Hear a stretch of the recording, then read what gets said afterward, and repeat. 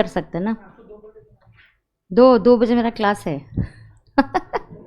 1:45 तक तो ट्राई करेंगे। हाँ चलो, आईटीसी का अगला पार्ट लेते हैं। Live streaming student just check. हां मला काय आणायचं का? पाणी आण आणि मग कॉफी पिऊ का? किती पिणार? कॉफीच आण। चलो क्या रे? Live streaming all okay? हाँ नहीं कुछ तो बोलते जाओ ज़रा। क्या एसी बंद है? चलो चलो चलो चलो।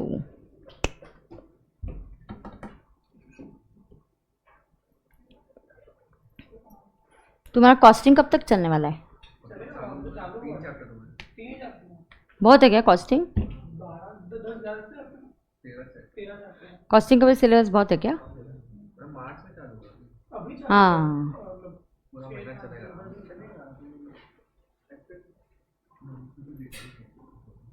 ठीक है।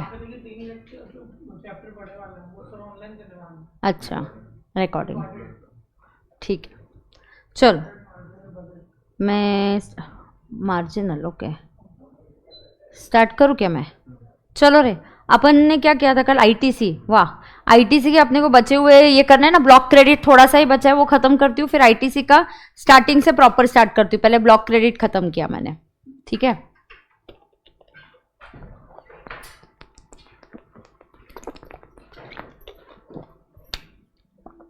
कल तुम्हारा क्लास लेके फाउंडेशन के क्लास में गई तो मेरा आईपैड ही चार्जिंग नहीं हो रहा था, चार्जिंग का पोर्ट ही खराब हो गया। फिर कल मैंने स्वप्निल के लैपटॉप आईपैड लेके फाउंडेशन की क्लास ली, फिर आईपैड को रिपेयरिंग के दे दिया, फिर रात को 9 बजे आया।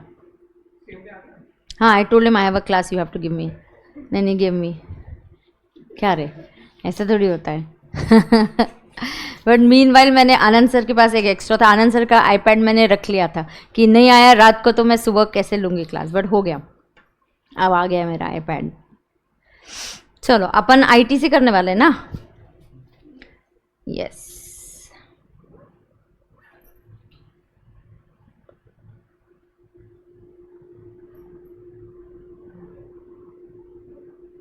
उसका स्पीड कम करो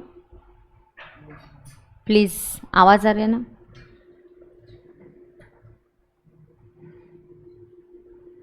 चलो अब सुनते हैं, मैं वो वर्क्स कॉन्ट्रैक्ट वाला पार्ट फिर से एक्सप्लेन करती हूँ, चलेगा?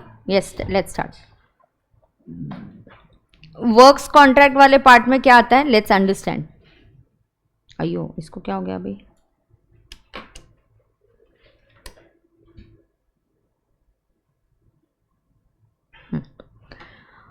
वर्क्स, अरे आ गया नहीं, I was using a different stylus today morning, now this is different, ऐसा वो थोड़ा ये हो गया स्टार्ट। चलो अब सुनो, मैं पहले ख़त्म करती हूँ फिर फटाक से रिकैप भी करा के दूंगी आपको, ठीक है। अब यहाँ पे देखते हैं वर्क्स कॉन्ट्रैक्ट या इनपुट्स। ये वर्क्स कॉन्ट्रैक्ट किसके लिए? Immovable property. देखो इसको हम 3-4 पार्ट्स में डिवाइड कर सकते हैं, है ना। देखो वर्क्स कॉन्ट्रैक्ट में क्या हुआ, पहले works contract was given to PKD for classroom, या किसी क्लाइंट को फैक्ट्री के लिए दिया, तो is it works contract for immovable property? Yes. Now if this is works contract for immovable property, this is a block credit. But if this works contract is done for builder, then it is eligible for ITC. Builder के लिए ITC के लिए मिलेगा।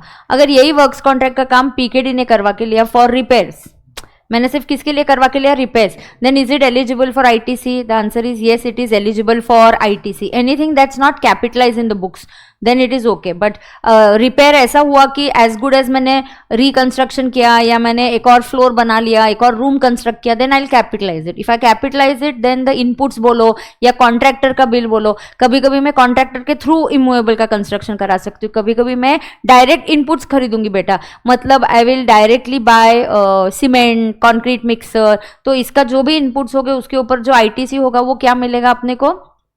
वो भी blocked हो जाएगा। अगर वो इमूवेबल है, अगर वो कंस्ट्रक्शन ऑफ इमूवेबल है तो ब्लॉक्ड हो जाएगा। अगर वो रिपेयर मेंटेनेंस के जैसे बुक्स में ट्रीट किया तो अलावेबल होगा। अगर ये बिल्डर कर रहा है तो ये अलावेबल होगा, क्योंकि बिल्डर का इनपुट भी कंस्ट्रक्शन है, उसका आउटपुट भी कंस्ट्रक्शन है। अगर ये फाउंडेशन हम ले कर रहे हैं, laying down a foundation for very huge machinery, तो foundation for laying of a machinery is also treated like a machinery only. Actually plant and machinery की डेफिनेशन है जो बहुत इंपॉर्टेंट है, मैं अभी कवर करूंगी। पता है उसमें generally plant and machinery, machinery, equipment, ये सब मशीनरी है, प्लस उसका जो बेस या फाउंडेशन होता है वो भी मशीनरी ही ट्रीट किया जाता है। मतलब उस बेस को हम इमूवेबल प्रॉपर्टी नहीं बोल सकते, वो बेस इसलिए बना है for a smooth functioning of the machinery, इसलिए जो बेस है it is eligible for ITC.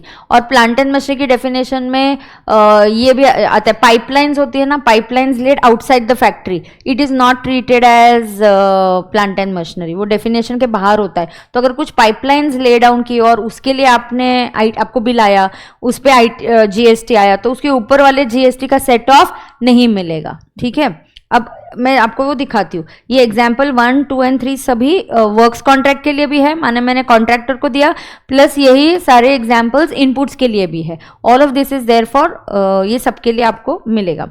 अब उसके आगे देखो क्या है, कौन से वाला है उसके आगे,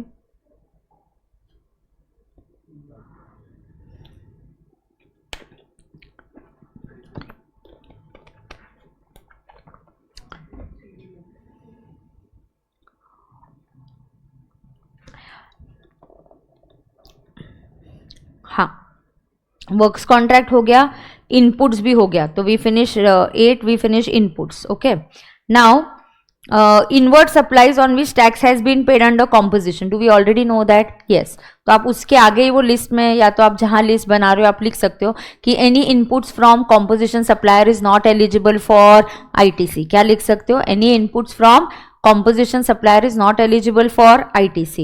Also अगर I buy from inward supplies received by NRTP cannot claim ITC. NRTP क्या कर सकता है बेटा? NRTP cannot claim ITC. So NRTP जो होता है he cannot claim,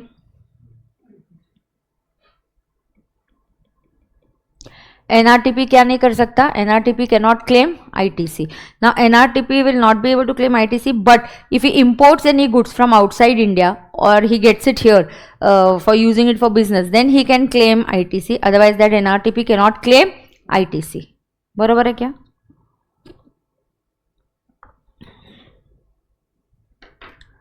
So NRTP जो है वो क्या नहीं कर सकता? He cannot claim ITC.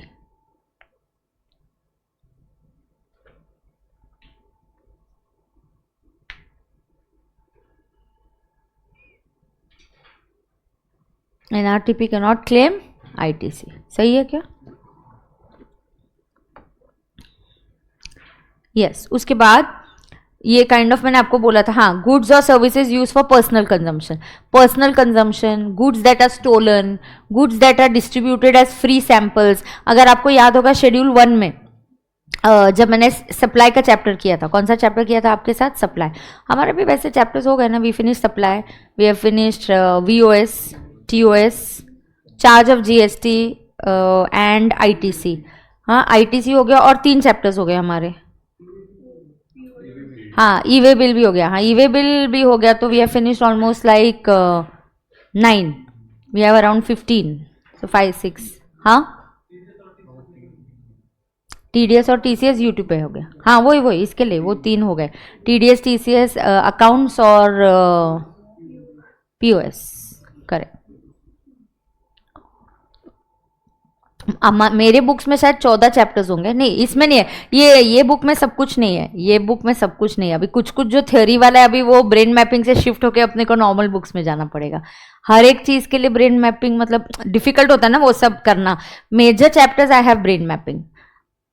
Okay, अब देखो तो ठीक है, we are also not in a very bad position, we are also in a good situation.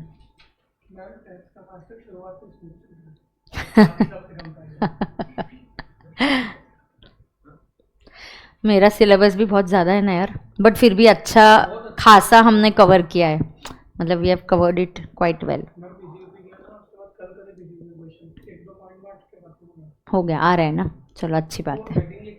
हाँ हाँ हाँ, आती है। इधर तो क्लासरूम में तो बहुत हेडलाइंस देती हूँ मैं, रेगुलर बैच में तो we every day I give them headlines. Fast track में थोड़ा फास्ट होता है बट कॉन्सेप्ट कुछ छूटा नहीं है, मतलब वैसे अपन ने सब कवर किया है। चलो फिर भी है TDS TCS का एक चैप्टर, TDS इनकम टैक्स का करवाना है बट मैं कराऊंगी। सो ऐसा नहीं है कि डोंट वरी, मैं आई विल डू दैट। सिर्फ ये कि आपने जो पढ़ा है मतलब बाकी का है पढ़ने के लिए, ऐसे देखने से ज़्यादा कि मैम आप ये करवाओ, उससे अच्छा कि जो करवा दिया है वो रिवाइज कर दो, वो ख़त्म करो। बी रेस्ट अश्योर्ड कि ये एक चैप्टर मैं कराने वाली हूँ, है ना। तो अब आगे जाते, देखो आगे क्या सीन है। आगे सीन ये है हाँ कि goods and services use for personal purpose या गुड्स दैट आर, देखो stolen, loss, stolen, destroyed, written off, disposed of, given as free gifts और sample. So if you recall, मैंने आपको सर्कुलर्स वाला पार्ट है अपना, चार्ट बुक ओपन कर सकते हो आप, सप्लाई वाला। ब्रेन मैपिंग में देखो फटाफट ये जो होता है ना फास्ट कर सकते हैं अपन। So you can tell me what page is that chart. Supply वाला सर्कुलर्स वाला चार्ट है, देखो 2.12। हाँ ये फ्री गिफ्ट्स एंड सैंपल्स मेरे पास लिखा हुआ नहीं है लेकिन आपके पास है। देखो मैंने आपको यहाँ पे लिख के दिया कि अगर आपने परचेस किया और परचेस करते वक्त ही यू ऑलरेडी नो, तुमको ऑलरेडी पता है that you are going to distribute it as free samples and gifts, then ये क्या होता है, देन ये ब्लॉक क्रेडिट है। फिर आपने उसको परचेस करते वक्त उसका ITC लो ही मत। लेकिन मैंने अगर परचेस कर लिया, मैंने क्या किया, परचेस कर लिया, और मैंने परचेस करने के बाद सोचा यार कोई ले ही नहीं रहा है, कोई ले ही नहीं रहा है, तो क्या करेंगे, तो मैंने परचेस कर दिया और उसके बाद मैंने ITC मैंने लिया ही नहीं, ले लिया, मैंने परचेस किया, आई purchased, that time I didn't know it's a free sample, purchase ITC मैंने ले लिया, and then you distribute, then you give it as free sample। तो फिर बाद में आप क्या करते हो, उसको free sample करके दो। that time I can treat it as a supply under schedule 1 because this is बिना consideration के an ITC already taken। तो देखो लॉ मेकर्स कितने स्मार्टली लॉ बनाते हैं, ऐसे नहीं बनाते, they have imagined of something like this, they must be so intelligent when they're making it। मतलब उनकी विजन, क्योंकि उन्होंने बोला टेकन ITC, समझा, मतलब वो टेकन ITC वाले को सप्लाई मानना चाहते हैं। और जहां ITC नहीं लिया, जैसे कि ऑलरेडी परचेस किया, तो ऑलरेडी अगर परचेस करते हो तुमको ऑलरेडी पता है ये सैंपल करके देना है, तो वो ब्लॉक क्रेडिट, उसका ITC लो ही मत। और उसका ITC लोगे ही नहीं तो गवर्नमेंट को दर्द नहीं होगा, तो वो फ्री सैंपल करके डिस्ट्रीब्यूट कर दोगे तो भी गवर्नमेंट बोलेगी ये सप्लाई नहीं है, बराबर ना। देखो कितने अच्छे से लॉ बनाया है वो।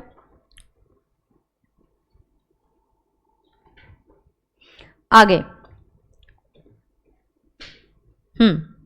अब आगे ये है, तो ये आपको समझ में आ गया क्या, गुड्स डिस्ट्रॉयड और ये तो गिफ्ट्स में तो ये नहीं होगा, क्या नहीं होगा, ये ITC ब्लॉक क्रेडिट है, फ्री सैंपल, स्टोलन, डिस्ट्रॉयड, जो भी हो, this all is going to be a block credit. And फिर आता है, ये आपको नहीं है एक्चुअली 14 वाला फाइनल के लिए, बट अगर गुड्स कुछ इवेजन होता है टैक्स का और आपकी चोरी पकड़ी जाती है, इन्वेस्टिगेशन के दौरान आपको बोलते हैं यार टैक्स पे करो, तो वो पेनल्टी जैसा, बिजनेस वाले PGBP के पेनल्टी जैसा, एक तो पेनल्टी पे करने को बोलते हैं, लॉ ब्रेक किया, पेनल्टी पे किया, फिर तुम बोलते चलो इसको अलाउ करूँ क्या खर्चा, then it is not allowed. So वही है इधर भी हम क्या बोलते हैं, एक तो चोरी पकड़ी गई, इन्वेस्टिगेशन के दौरान तुमको GST पे करने को लगाया, पे करने के बाद बोलते हैं उसका ITC लू क्या, so answer is no, you can not take. And 15th is the amendment, GST on inputs used for CSR activities is a block credit, ये अमेंडमेंट आया है। सो GST ऑन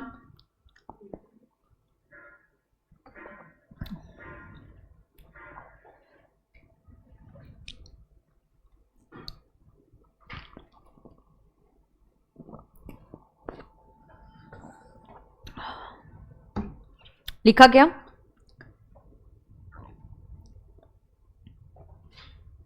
लिखा क्या सबने, ये तुम्हारी फोटो भेज, वो डालो ना ग्रुप पे, बच्चे बोल रहे भेजा नहीं, कब, कल भेज दिए थे क्या, हाँ मैसेज आया है इसलिए मैं बोल रही थी।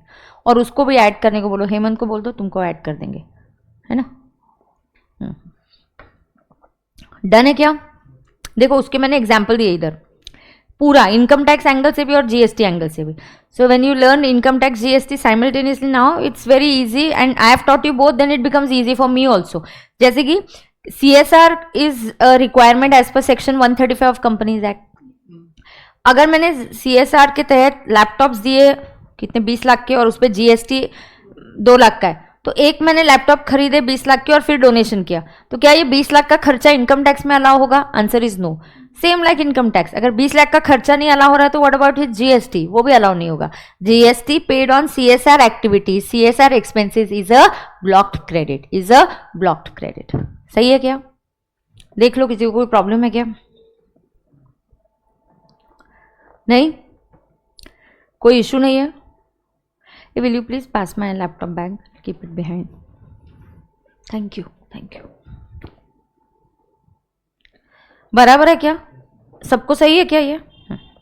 आगे ये नोट करना है आपको। कितने दिन, आज सिद्धि नहीं आई है, वो भी क्यों नहीं आ रही है? वो घर गई है तो आई नहीं है आज, वो ऑनलाइन कर रहा है। 2-3 स्टूडेंट्स तो घर चले गए, वो तो मिलके गए।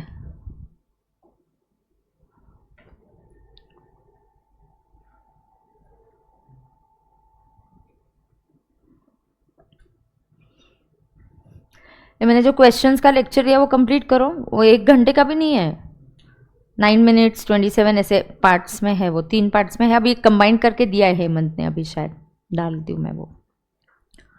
जीएसटी को एंड होने को कितना टाइम लगेगा? I will estimate, I have not done that, कल बताती हूँ अंदाजन लेके। अभी ऑल डन टू हियर?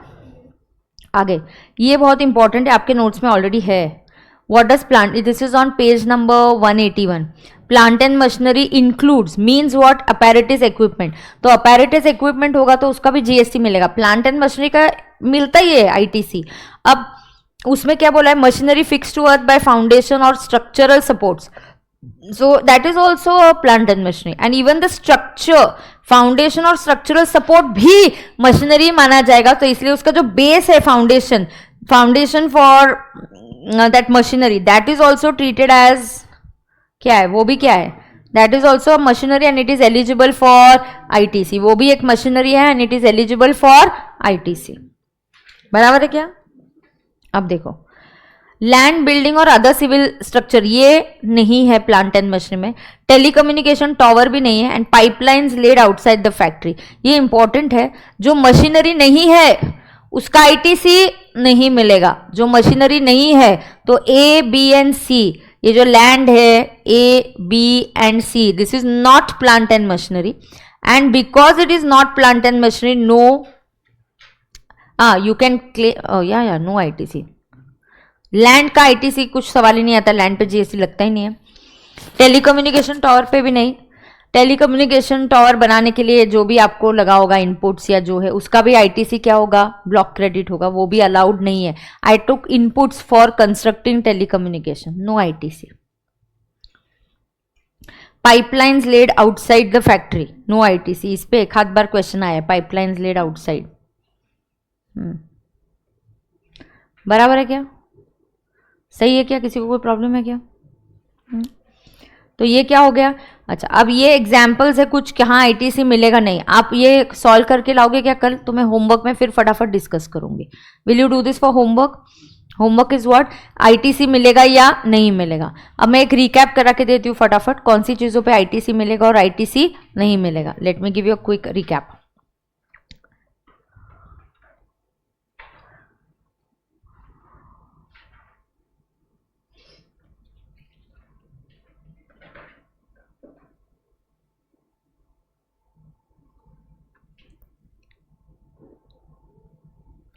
मेरे पास क्योंकि उसके आंसर्स रेडी है, एक बार आप लिख के आओगे ना कल तो फटाफट ऐसा डिस्कस हो जाएगा फिर। अब सुन के लो, ब्लॉक क्रेडिट में ऑडियो रिकॉर्डिंग करना है क्या तुमको? एक 8-10 मिनट में हो जाएगा मेरा, तो अगर आपको ऑडियो रिकॉर्डिंग करना है तो आप कर सकते हो। A V can rename that audio recording का फाइल ना, तो कल का जो है वो भी मुझे ज़रा रीनेम करके दो ना अच्छे से। हाँ है तो हाँ डाल देना, और मुझे और भी दे, मतलब मुझे ऐसे रखना है उसका ट्रैक एक ही जगह पे सारे, तो फिर you can put it on Telegram और शेयर इट, है ना? भेजा है? ओके, करूँ मैं start?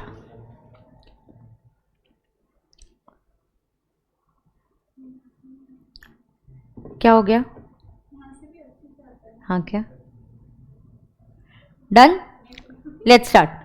So dear students, I am giving you a quick audio recording and revision for block credit under section 17.5 of the chapter of ITC. Now section 17.5 lists down certain expense, certain things जिसका आपको ITC नहीं मिलने वाला वो block credit है. सबसे पहले आती है motor vehicles up to 13 seater including the driver is a block credit. तो इसका ITC आपको नहीं मिलेगा. However, if such motor vehicles is used in 3 businesses, now 3 businesses are for further sale of motor vehicles. If it is you are engaged in the business of transportation of passengers and you are engaged in the business of driving school, then ITC आप ले सकते हो. ठीक है, ये याद रखना. Transportation of, ये ऐसी गाड़ियां व्हीकल्स जो अबाउट 13 सीटर है उसका आईटीसी मिलेगा. ऐसी गाड़ियां जो टेम्पो वगैरह ट्रांसपोर्टेशन ऑफ गुड्स के लिए ले रही है वो तो ब्लॉक क्रेडिट है ही नहीं है, उसका भी आईटीसी आपको मिलेगा. उसके बाद आता है second vessels and aircraft. Vessels and aircraft is a block credit, इसका आईटीसी नहीं मिलेगा. सेम 3 बिजनेसेस जहां पे इसका आईटीसी मिलेगा. सो 3 बिजनेसेस जहां आईटीसी मिलेगा. If these vessels and aircraft are taken for further sale of these vessels and aircraft. 2 you are into business of this driving school, जैसा ही नेविगेशन, मतलब आप सिखा रहे हो कि प्लेन कैसे उड़ाते या नेविगेशन कैसे करते हैं. एंड दूसरा you are into transportation of passengers और ट्रांसपोर्टेशन ऑफ गुड्स. माने अगर एयरलाइंस ट्रांसपोर्टेशन ऑफ पैसेंजर्स में है तो वो अगर एयरक्राफ्ट लेती है तो उसके लिए ये ब्लॉक क्रेडिट नहीं है. लेकिन मुकेश अंबानी अगर ये एयरक्राफ्ट अपने बिजनेस के लिए लेते हैं तो it is a blocked credit. उसके बाद the next is services of general insurance. ना सेम ऊपर वाली जो गाड़ियां, ट्रांसपोर्ट की गाड़ियां कौन सी है, motor vehicle up to 13 seater, aircraft and vessels, ये खुद अगर ब्लॉक क्रेडिट है तो उनका रिपेयर्स करवाओ, उसका इंश्योरेंस लो, तो उसके ऊपर जो जीएसटी आएगा वो भी ब्लॉक क्रेडिट हो जाएगा. अगर ये गाड़ियां ब्लॉक क्रेडिट नहीं है, जैसे कि बस use for employees transportation like about 13 seater 20 seater की बस है, वो ब्लॉक क्रेडिट नहीं है, तो ऐसी बस का इंश्योरेंस, ऐसी बस का रिपेयर्स, उसके ऊपर जो भी जीएसटी आएगा वो भी ब्लॉक क्रेडिट नहीं है.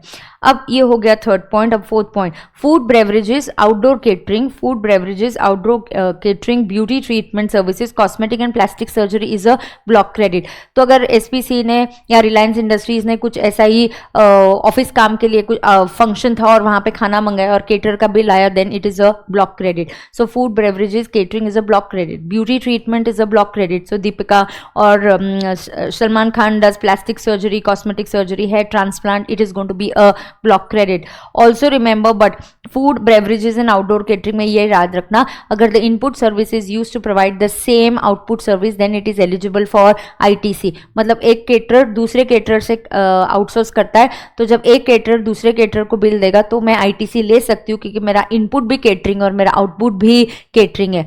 सेम अगर एयरलाइंस भी केटरिंग का बिल ताज होटल को खाने के पैकेट्स का ऑर्डर देती है तो वो उसका ITC हम ले सकते हैं क्योंकि इनपुट भी फूड है और एयरलाइंस का थोड़ा पार्ट कंपोजिट सप्लाई हो सकता है, थोड़ा पार्ट फूड सप्लाई का है. उसके बाद जो नेक्स्ट है club membership, health and fitness centre. तो membership of a club, health, fitness centre, gym, ये सब ब्लॉक क्रेडिट है. चाहे celebrities, actor, actresses do it as a part of their business to stay fit, but still it is going to be a block credit. उसके बाद कभी भी life insurance is going to be a block credit. So जो भी GST आप pay करते हो on the premium of life insurance is a block credit. Next health insurance is a block credit. However अगर हेल्थ इंश्योरेंस आप अपने staff का लेते हो under a statutory obligation, under some statutory, under some law, then the GST paid on the health insurance premium is eligible for ITC.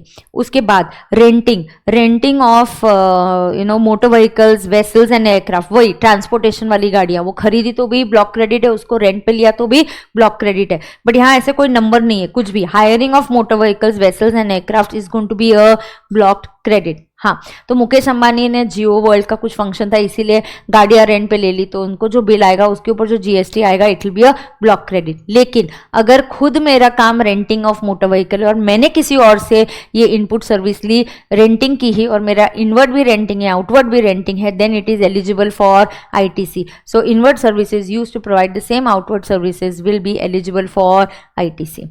Okay, so ये हो गया. उसके बाद अगर आप कोई ट्रैवल के बेनिफिट्स एलटीसी के दौरान एम्प्लॉयज को देते हो तो उस ट्रैवलिंग बिल के ऊपर जो भी जीएसटी आता है it is a block credit. उसके ऊपर जो भी जीएसटी आता है it is a blocked credit. उसके बाद 8th और 9th में साथ में बोलती हूँ आपको वर्क्स कॉन्ट्रैक्ट सर्विसेज या इनपुट। वर्क्स कॉन्ट्रैक्ट मतलब मैंने कॉन्ट्रैक्टर हायर किया, मैंने उसको बोला मुझे इमूवेबल प्रॉपर्टी कंस्ट्रक्ट करके दे, या मैं बोलती हूँ कॉन्ट्रैक्टर की जरूरत नहीं है, मैं ही इनपुट्स ले लेती हूँ, cement steel, I can take cement, I can take steel, I can take concrete mixer, ये सब लेती हूँ और इसके ऊपर जीएसटी का बिल आता है या कॉन्ट्रैक्टर का जीएसटी का बिल आता है। तो इस जीएसटी का क्या, तो उसमें समझना है। अगर मैं वर्क्स कॉन्ट्रैक्ट जैसे पीकेडी अपना क्लासरूम कंस्ट्रक्ट करने के लिए इनपुट्स लेती है, कॉन्ट्रैक्टर सर्विसेज लेती है, it is a block credit because it is resulting in immovable property, then it is going to be a block credit. But अगर मेरा कंस्ट्रक्शन होने के बाद थोड़ा सा रिपेयर का काम है, वाटर प्रूफिंग का काम है, मैंने उससे फिर से ये सर्विस ली और इस सर्विस के ऊपर मैंने जीएसटी पे किया, देन इस सर्विस को मैंने बुक्स में रिपेयर मेंटेनेंस करके दिखाया, मैंने उसको कैपिटलाइज नहीं किया,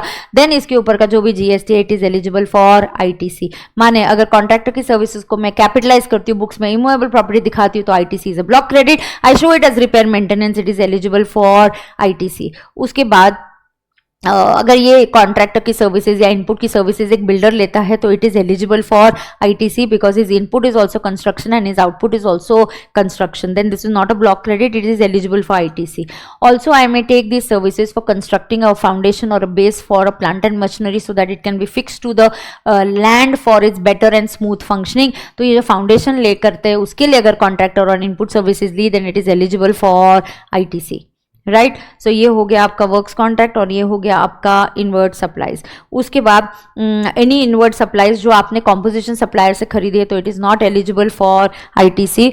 नेक्स्ट एनआरटीपी, यहाँ पे जो भी परचेजेस करेगा इट इज़ नॉट एलिजिबल. ओहो, एनआरटीपी यहाँ पे जो भी परचेज करेगा it is not eligible for ITC. NRTP India के बाहर से अगर कुछ इंपोर्टेड गुड्स लेके आता है तो उस गुड्स के ऊपर अगर जो भी उसने टैक्स जीएसटी पे किया होगा it will be eligible for ITC. Also remember goods that are taken for personal consumption, goods that are taken for personal consumption are not eligible for ITC. Also goods that are lost, stolen, destroyed, आपने write off कर दिए, gift दे दिए, free sample करके distribute किए तो actually वो ITC के लिए एलिजिबल नहीं है. तो इस केस में आपको ये याद रखना है, अगर खरीदते समय आपको ऑलरेडी पता है कि मुझे ये गिफ्ट ही देना है, किसी को फ्री सैंपल करके देना है, तो remember it's a block credit, उसका ITC ना लीजिए. लेकिन खरीदने के टाइम आपको ये पता ही नहीं था कि मुझे गिफ्ट देना है, तो आपने खरीद लिया, उसका ITC ले लिया और फिर आपने अगर गिफ्ट कर दिया तो जब आप गिफ्ट करोगे वो शेड्यूल 1 में कवर होता है because this is bar API disposal of business asset without consideration and ITC has already been taken, so it will become a supply और गवर्नमेंट एनीवेज उसके ऊपर आपसे जीएसटी ले ही लेगी. उसके बाद आता है कोई भी अगर इवेजन ऑफ टैक्स करते वक्त आप पकड़े गए और आपने टैक्स पे किया then you can go and say can I get ITC. Obviously the answer is no, you can get ITC. And now comes in an amendment that any activities और any expenses that are incurred for CSR related expenses will not be eligible for ITC. Correct, so I think I am done with the block credit part. ले लो 7.5 minutes. Done. तो ये सुन के थोड़ा समझ के आप ये सॉल्व करके आना आईटीसी. डन. चलो अब आईटीसी का एक ओवरव्यू देती हूँ, एकदम धमाकेदार एक पेज में आपको पूरा आईटीसी का एक पिक्चर दे दूंगी. बहुत बढ़िया चार्ट है वो मेरा आईटीसी का, ठीक है. But you can just sit next to him right now. इसके पास विकास, तो उसके बाजू में बैठ जा, उसके पास अभी ब्रेन मैपिंग है ना, तो देख ले तो फिर you will not get lost. चलो लाइव स्ट्रीमिंग वाले तुम ओके है ना कि ओके नहीं है? बोलते जाओ ना बीच बीच में, हाय हेलो करते जाओ बीच बीच में जरा मेरे को.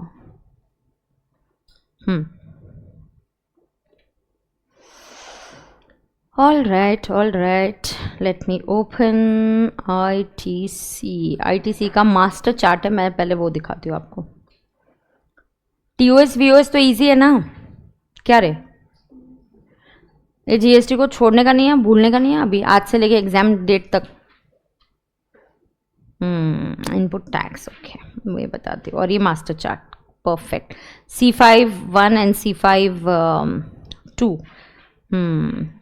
वेरी नाइस, वेरी नाइस,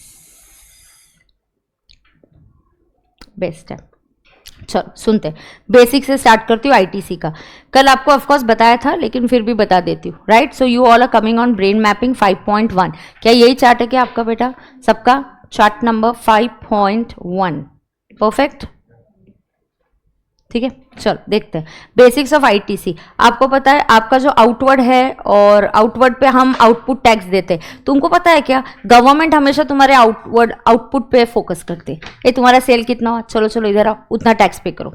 तुम किस पे फोकस करते हो, इनपुट पे। तुम बोलते हो रुको रुको मैं नहीं टैक्स दे रहा, मैंने ऑलरेडी इनपुट खरीदते वक्त टैक्स दिया है। तो तुम्हारा फोकस इनपुट पे, गवर्नमेंट का फोकस तुम्हारे आउटपुट पे। गवर्नमेंट तुम्हारे आउटपुट पे फोकस करती है, चलो सेल कितना है, चलो टैक्स दो। तुम बोलते रुको रुको मेरे बकेट में बहुत टैक्सेस है, मैंने इनपुट लेते वक्त बहुत से टैक्सेस ऑलरेडी तुम्हारे यहाँ पहुंचा दिए। कैसे पहुंचा है, recipient will pay to supplier, supplier will pay to government. तो मैंने खरीदते वक्त ऑलरेडी तुम्हें टैक्स दे दिया है, पहुंचा दिया है मैंने मेरा टैक्स तुम्हारे पास। फिर से मत लो, डबल टैक्सेशन मत करो, इसीलिए आईटीसी दिया जाता है। अब आईटीसी, लेकिन ये लॉजिक है बेटा, देखो it's just like your income tax. जैसे इनकम टैक्स में मैं क्या बोलूंगी, एसी घर पे है, बहुत ध्यान से सुनना, एसी किधर है, घर पे। एसी घर पे तो वो पर्सनल है कि नहीं, उस पर तुम डेप्रिसिएशन ले सकते हैं क्या, नहीं। तो वैसा ही उस एसी के ऊपर अपन ने जीएसटी पे किया तो उसका आईटीसी मिलेगा क्या, नहीं मिलेगा। अभी तो ब्लॉक क्रेडिट में भी पढ़ा दिया, वो नहीं पढ़ाया होता तो भी आपको लॉजिकली समझना है कि पर्सनल कोई भी चीजें अलाउड ही नहीं होंगी ना, जैसे पीजीपीपी में अलाउड नहीं होगी, ये भी वैसा ही है ना। तो घर का जो एसी है उसके ऊपर मैंने जीएसटी पे किया तो वो कहां से अलाउ करूंगी, मैं नहीं अलाउ करने वाली वो। अब उसके बाद एसी घर के लिए है, देखो एसी घर के लिए 50,000, GST 9,000, total 59, there is no impact.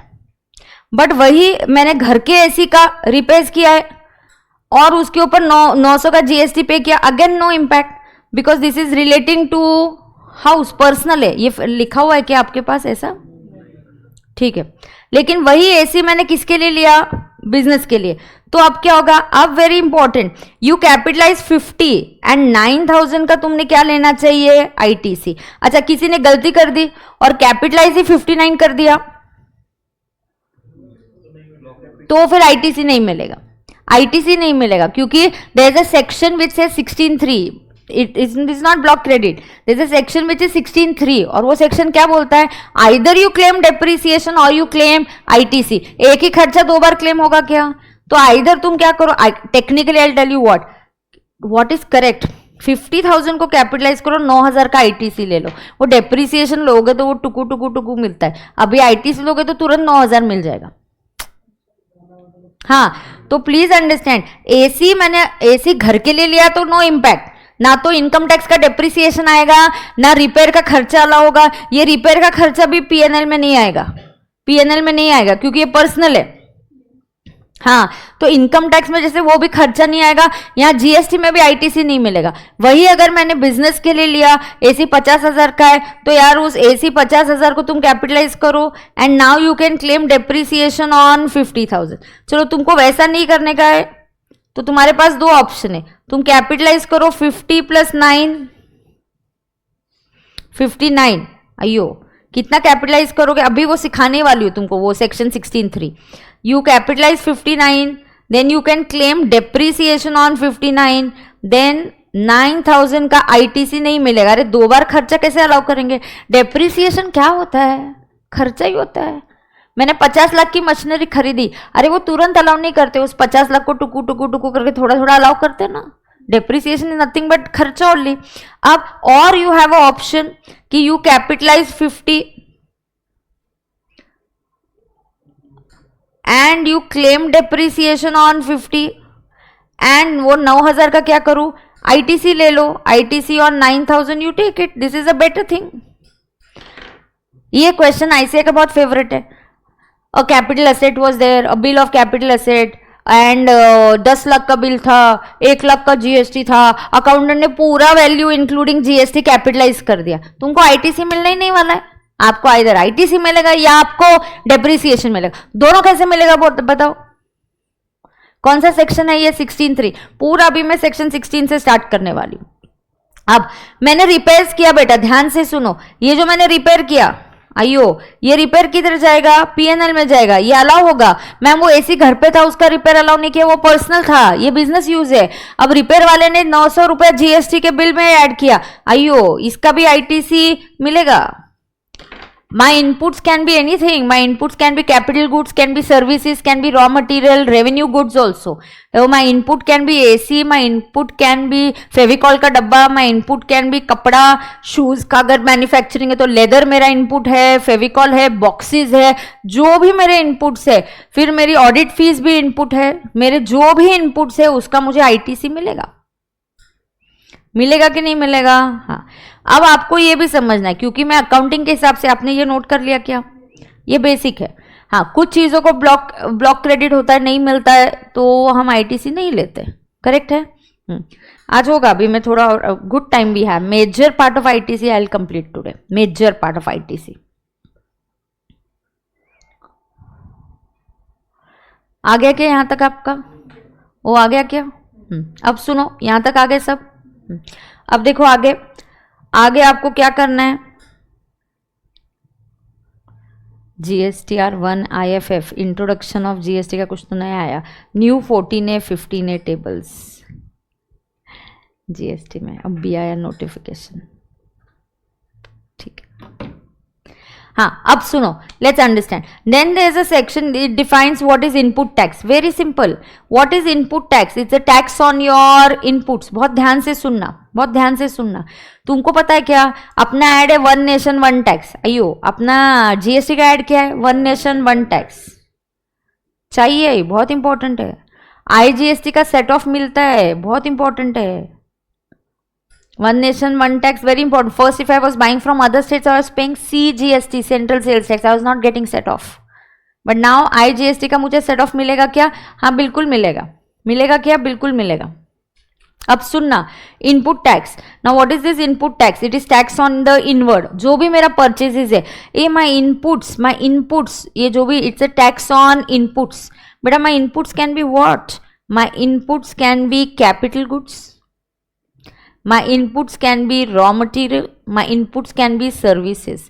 Whatever is my input is all eligible for ITC if it is for business purpose and I satisfy some conditions. You understand the entire ITC chapter from the viewpoint of the recipient, जो buyer है।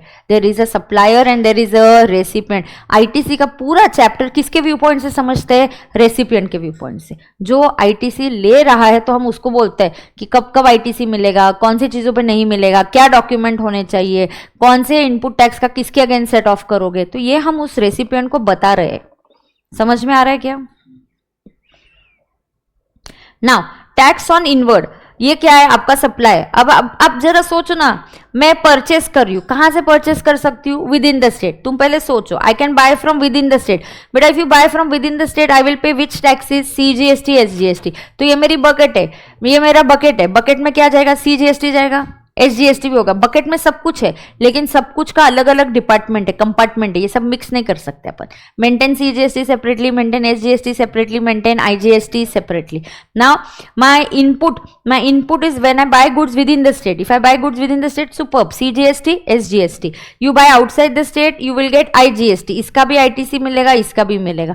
Input tax की definition बता रही हूँ। Input tax is CGST, input tax is also SGST, input tax is also IGST. Sometimes I may import goods.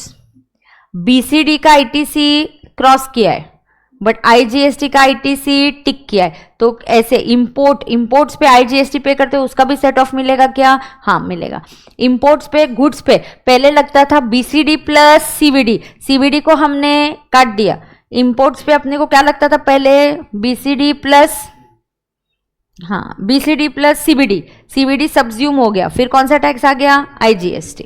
अब tax paid under RCM, wow, RCM वाला tax is also covered in input tax. RCM वाला tax is also covered in input tax. बेटा understand, RCM वाला tax also I pay on my input. I have given a very nice example, I will show it to you. नीचे मैंने एक example लिखा तो आपको बहुत क्लैरिटी आ जाएगी। अब देखो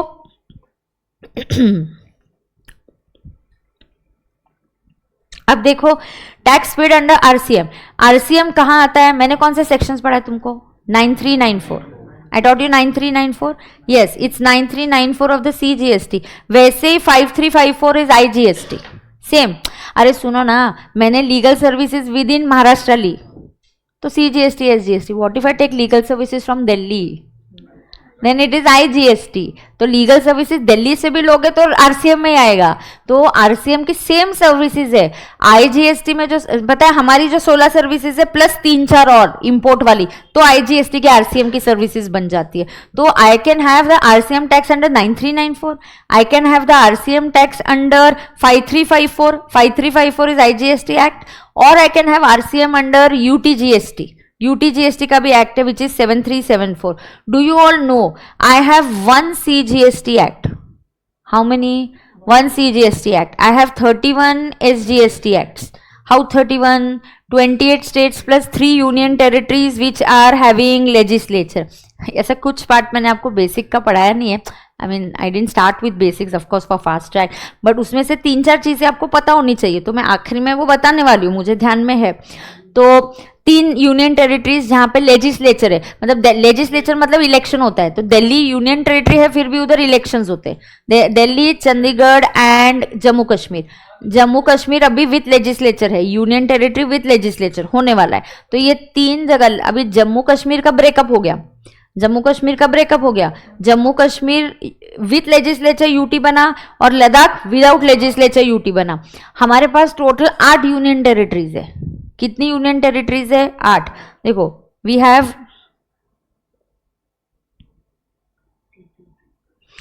8 यूनियन टेरिटरीज। 8 यूनियन टेरिटरीज में से जो 3 यूनियन टेरिटरीज है, ये देखना, ये अपना इंडिया का ऐसा है। We have 28 states, we have 28 states, we have 8 UTs। We have how many states? आपके यहाँ ब्लैंक होगा, हाँ ठीक है, देखो पहले तुम। We have 28 states and what do we, अयो we have how many states? 31 states, 31 states, and we have what? 28 states plus 3 union territories with legislature, JK, Delhi and Pondicherry। 8 union territories है, उसमें से पता है क्या, दादरा नगर हवेली दमन एंड दीव का patch up हो गया। ये पहले अलग थे, अब ये पैचअप हो गया। जम्मू कश्मीर का ब्रेकअप हो गया। अब union territories Andaman Nicobar, Lakshadweep, Dadra Nagar Haveli, Daman and Diu, Chandigarh, Ladakh, ये 5, ये are administered by president of India. यहाँ कोई इलेक्शंस नहीं होते। 3 यूनियन टेरिटरीज जहाँ विथ लेजिस्लेचर है, वहाँ इलेक्शंस होते, तो वो अपना अपना लॉ बना सकते, इसीलिए उनको स्टेट माना जाता है। अब हमारे यहाँ स्टेट की डेफिनेशन क्या है? State is equal to state plus UT with legislature. State क्या होता है? State plus UT with legislature. ऐसी यूनियन टेरिटरीज जहाँ पे लेजिस्लेचर है। तो हमारे 31 स्टेट्स है, 31 स्टेट्स के लिए we have 31 SGST act. 5 union territories are govern by 1 UTGST act, 1 IGST act we have. IGST act talks about inter state supply, सारा इंपोर्ट यहाँ पे आता है, प्लस POS के रूल्स कौन बना सकता है? IGST में, और 1 CGST act through out the country. तो ये हमारा एक्ट्स का सीन है ऐसा। तो पता है क्या, सेम कॉपी पेस्ट है। फिर आप बोलोगे मैम 1 नेशन 1 टैक्स कैसे हुआ? पता है क्या, जो CGST का एक्ट है ना, as it is copy paste SGST का एक्ट है। सिर्फ वो सेक्शन वहां CGST में बोला जाएगा होल ऑफ इंडिया, यहां बोलेंगे होल ऑफ महाराष्ट्र, या दिल्ली बोलेगा होल ऑफ दिल्ली, बस उतना कट पेस्ट है। बाकी everything is copy and paste of the CGST act. तो सेक्शंस भी देखो ना कैसे करस्पॉन्डिंग है। RCM वाला 9394 is CGST, 5354 is IGST, 7374 is UTGST। तो RCM वाले टैक्स भी बेसिकली आपका इनपुट टैक्स है। ये आपको नोट करना है क्या? कर लो, एक एक खत्म ही करते हैं ना।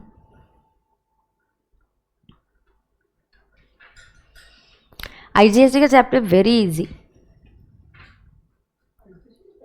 ITC chapter is very easy. GST is only very easy for you all. मतलब जिसने इनकम टैक्स पढ़ लिया, जितने सेक्शंस हम एक चैप्टर में पढ़ते हो उतने गिन के तो आप सेक्शंस इधर पढ़ते हो यार। 10 तो सेक्शंस हम पढ़ रहे हैं यहाँ पे, उधर तो हम 10 सेक्शंस तो एक अकेले PGPP के में ही पढ़ लेते, उससे भी ज्यादा।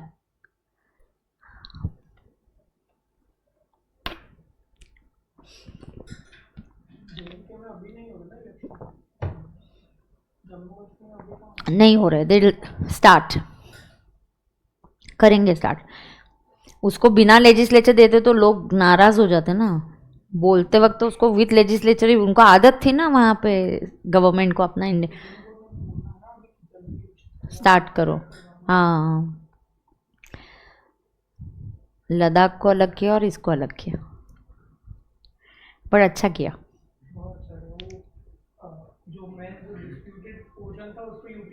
हाँ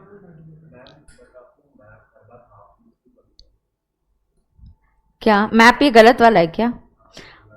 हाँ आगे का नहीं है।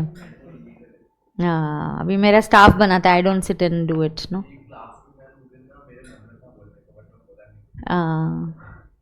It is okay, I'll tell the person who makes it. Yes, so are we done? Done है क्या? Like I say, my patriotism is not displayed by what kind of map I'm using. It's much more than that. हाँ तो इन्होंने ले लिया होगा ना कहीं से, मेरे स्टाफ ने, अभी जो वो यूज़ करते होंगे, बोलना पड़ेगा उनको, ठीक है ना। तो ये आ गया क्या? 31 states, 31 SGST, 5 UTs, 1 CGST and 1 SGST Act. Up coming back to this, very important, this is the definition of input tax. Input tax has been defined as CGST, SGST tax. It has been defined as, oh my god, yeah, it's defined as IGST, it's defined as IGST for imports. It is also defined as RCM. तो हमें RCM का फंडा क्या है? RCM भी input ही है। मुझे हमेशा ये एग्जाम्पल देने में बहुत पसंद आता है। देखो मोटा भाई, input tax does not include purchase composition, हाँ ये एक नोट डाल देना उधर, input tax does not include purchases from composition supplier, does not include what रे बाबा, does not include purchases from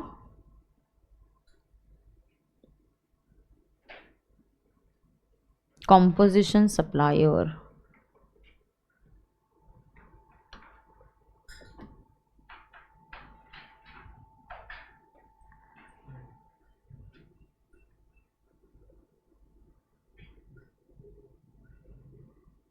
सही है क्या? अब आगे देखो, मुझे ये एग्जाम्पल बहुत पसंद आता है। मोटा भाई का पीएनएल है, मोटा भाई का पीएनएल देखो कैसा है, ऑडिट फीस भेजा, पीकेडी ने उसको ऑडिट फीस का बिल भेजा, तो मैंने उसको क्या भेजा? ऑडिट फीस का बिल भेजा 1 लाख, एडवोकेट ने भी उसको 1 लाख का ऑडिट का फीस भेजा, लेकिन जो पीकेडी का बिल जाएगा, audit fees is not covered under RCM, तो मैं तो सप्लायर है, मैं बिल भेजूंगी, मैं उस पर जीएसटी लगाऊंगी, लेकिन जो एडवोकेट बिल भेजेगा उस पर वो जीएसटी लगा के नहीं भेजेगा, क्योंकि legal services gets covered under RCM. अच्छा हुआ we did RCM first, then ITC chapter becomes interconnected, है ना। तो ये देखो उस पर एडवोकेट पता है क्या बिल पे लिख के देगा, वो बिल पे लिखेगा you are liable, recipient is liable to pay tax under RCM, मैं लायबल नहीं। मोटा भाई बोलता है ये क्या, ऑडिट हर चीज पे जीएसटी लगता है। मोटा भाई तो कॉमन पर्सन है, उसको तो जीएसटी पता ही नहीं, बोलता है ऑडिट फीस पे जीएसटी आ गया, लेकिन ये लीगल फीस पे जीएसटी नहीं आया। ही कॉल्स अस, ये क्या है, या एडवोकेट को कॉल किया, तुम्हारा जीएसटी नहीं है क्या? ये नंबर तो दिख रहा है, ये नहीं देखो एक नोट लिखा है, ये आपको ही भरना है, वो तो वो मुझे ही भरना है। हाँ तो अब मोटा भाई क्या करेंगे, मोटा भाई जब पीकेडी को पैसे देंगे वो कितना देंगे, 1,18,000, तो 18,000 उन्होंने क्या दिया पीकेडी को जीएसटी के नाम पे, वो आईटीसी लेंगे क्या? बिल्कुल लेंगे। वैसे ही मोटा भाई जब एडवोकेट को पे करेंगे, ही विल नॉट पे 1,18,000 to advocate, he will pay 1,00,000 to advocate and he will pay 18,000 to government. But आप गवर्नमेंट को डायरेक्टली दो या सप्लायर के थ्रू दो, आप इनपुट वाला ही टैक्स दे रहे हो तो उसका आईटीसी मिलना चाहिए ना। आप किसका टैक्स दे रहे हो? इनपुट वाला ही, तो क्या उसका आईटीसी मिलना चाहिए? बिल्कुल उसका आईटीसी आपको मिलना ही चाहिए।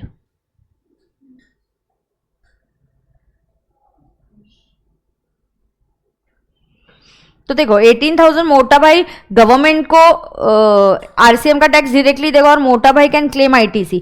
अब ये आरसीएम वाले टैक्स को पे करने के लिए आपको आईटीसी यूज करना अलाउड नहीं है।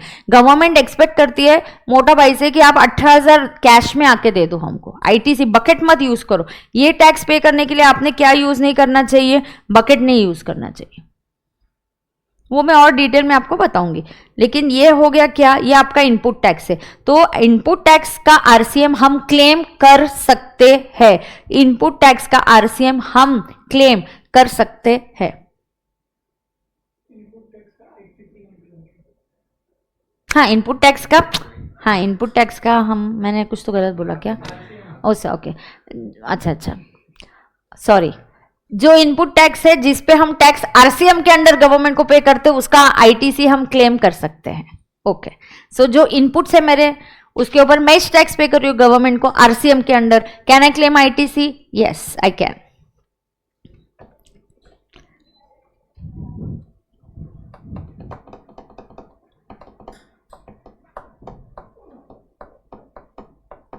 Note down. Did you note down?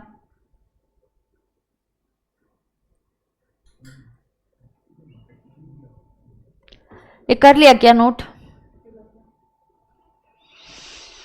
क्यों, तू क्यों नहीं कर रहा है? अच्छा अच्छा.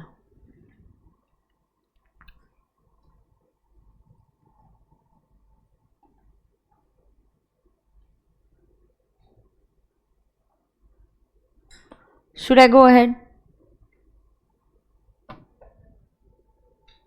Yeah, I'll go ahead. चलो अगला चार्ट.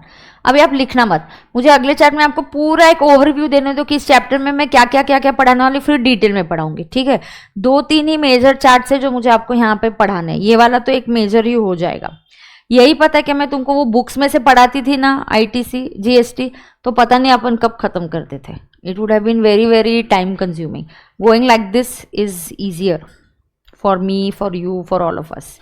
ये मास्टर चार्ट है, बहुत ही बढ़िया चार्ट है, बहुत ध्यान से सुनेंगे. लगभग मेजर कॉन्सेप्ट्स आईटीसी के इधर कवर होते हैं. फिर इसके जो नीचे चार्ट है वो क्या है, और डिटेल में अगर कोई कॉन्सेप्ट करना है तो वो है. तो ये एक मास्टर चार्ट है जो सब कुछ लगभग यहीं पे कवर कर देता है. ठीक है, अब ध्यान से सुनेंगे. आप कुछ लिखोगे नहीं. आई थिंक ये चार्ट आपका बना हुआ होगा, मास्टर चार्ट बना के दिया होगा मैंने. हाँ नहीं, your so inconvenient your book is.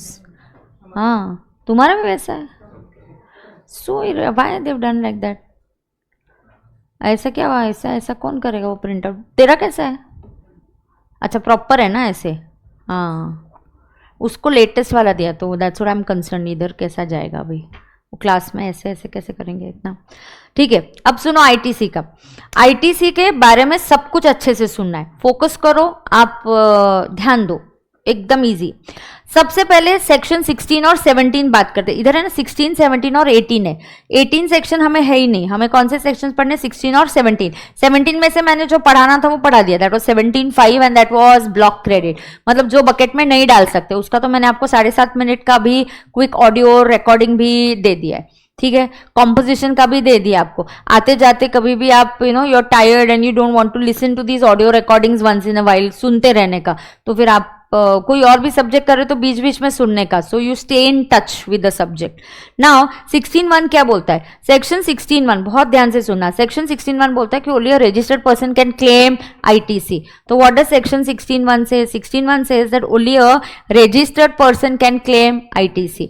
तो अगर आप रजिस्टर्ड नहीं हो, उसके रजिस्ट्रेशन नंबर आने से पहले आपके जो परचेजेस है और आपने आईटीसी पे कर दिया है, उसके ऊपर आपको तो पे करना पड़ेगा. सामने वाले ने अगर आईटीसी सप्लायर के ऊपर रहता है ना, तो मैं रेसिपिएंट हूं, मैं रजिस्टर्ड नहीं थी तभी, तो मैंने लेकिन परचेस के टाइम आईटीसी पे कर दिया, इनपुट टैक्स पे किया, तो उसका आईटीसी मुझे नहीं मिलेगा. I can claim ITC only once I get registered. और मेरे रजिस्ट्रेशन होने के बाद मेरा जो भी परचेजेस होगा it is eligible for ITC. So what ever purchases I do before being registered is not eligible for set of. What ever purchases I do after being registered is eligible for set off. Is that very clear to everybody? Yes. Now there are 6 conditions.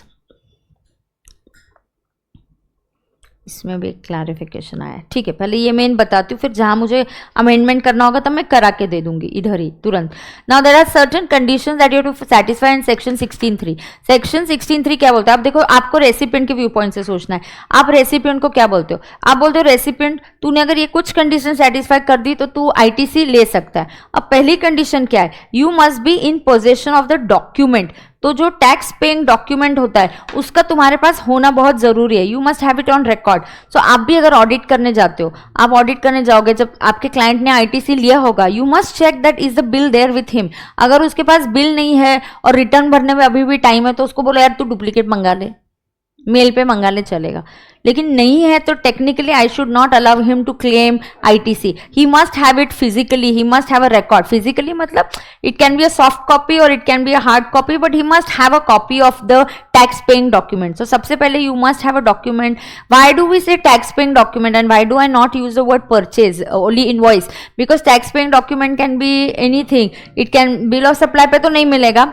It can B import, जैसे bill of lading भी हो सकता है, debit note भी हो सकता है. You know debit note is just like invoice.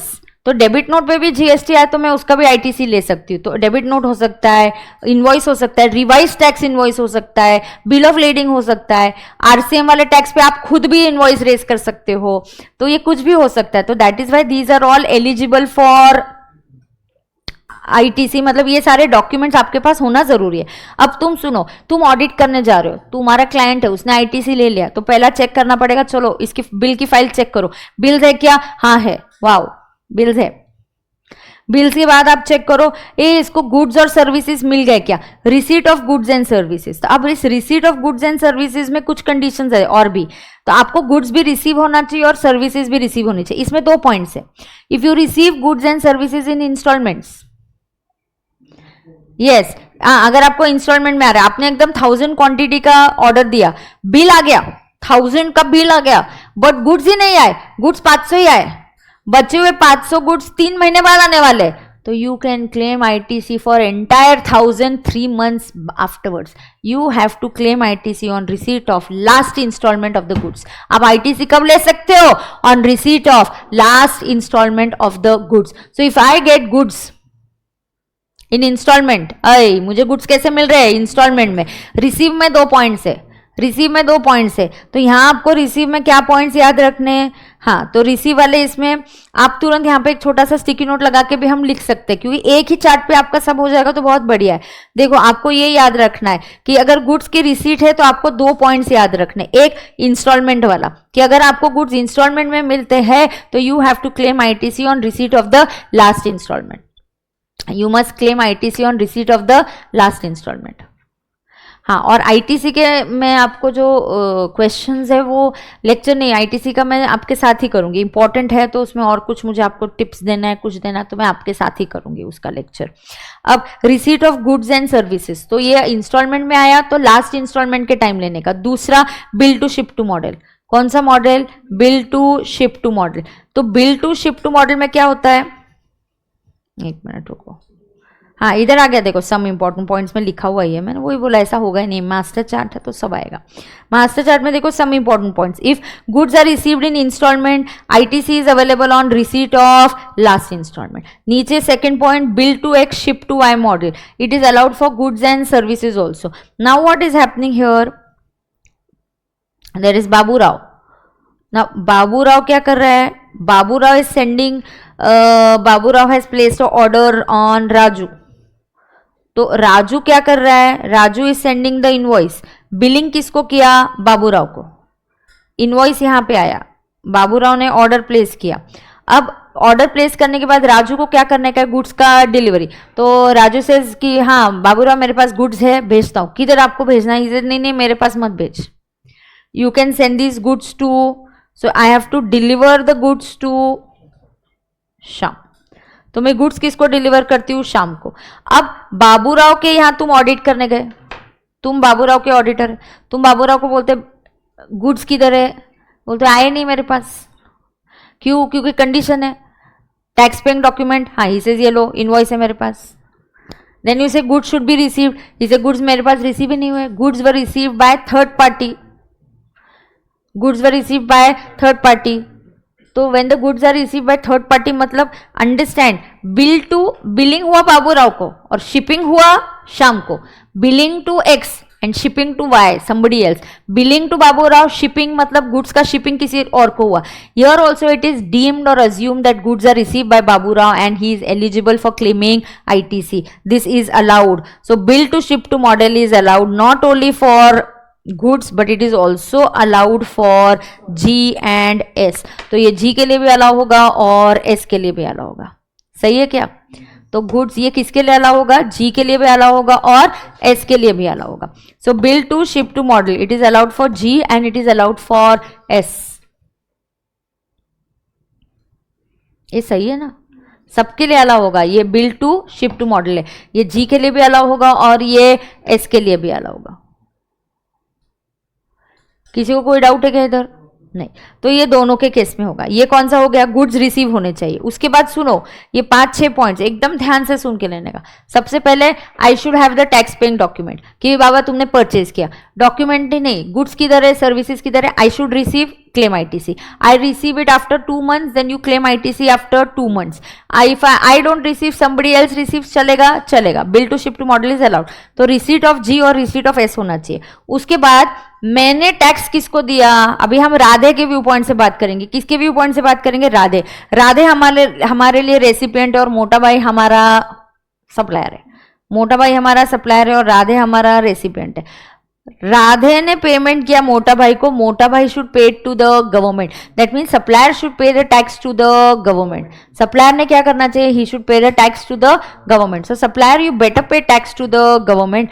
Now see this is too much. मैं बहुत बार क्लास में भी बोलती हूँ, आप आपका लाइफ पार्टनर ढूंढ लो, एक हाथ बस 19-20 हो गया तो चलेगा। सप्लायर बहुत ढंग का ढूंढना, सप्लायर बहुत ढंग से ढूंढना। देखो सप्लायर ने पे ही नहीं किया, तुमने उसको पेमेंट कर दिया बट उसने ही पे नहीं किया, तो क्या होगा फिर? आईटीसी नहीं मिलेगा, सेक्शन 16(2) में डाल दिया। इतना ही नहीं, supplier should pay the tax to the government. Supplier should file his GSTR1। If he files his GSTR1 it will reflect in my GSTR2B। Yes, auto populate होगा। मेरे 2B में उसका रिफ्लेक्ट होना बहुत कंपलसरी है। Now you must know when I teach you returns, returns में क्या scene होता है, प्लीज अंडरस्टैंड। रिटर्न्स में क्या होने वाला है? रिटर्न्स में सीन ये है, मैं भरती हूँ GSTR1। GSTR1 is only a outward supply. Outward supply मतलब ये मेरा क्या है? ये मेरा सेल होता है। मेरा सेल किसी और का परचेज है, इसलिए पहले GSTR1 है और एक GSTR2 प्लान था, लेकिन ये डिलीट कर दिया परचेज का। बोले परचेज का रिटर्न चाहिए ही नहीं। एक व्यक्ति का सेल दूसरे पर्सन का परचेज है, तो परचेज के रिटर्न को कैंसिल कर दो। फिर हम भरते GSTR3B। GSTR3B इज ऑलवेज, इसको रिटर्न बोलते क्योंकि यहाँ पे सेल भी है, यहाँ पे परचेज भी है, आपकी आउटपुट टैक्स भी है, आपका इनपुट टैक्स भी है, और यहाँ आपको टैक्स पे करना कंपलसरी है।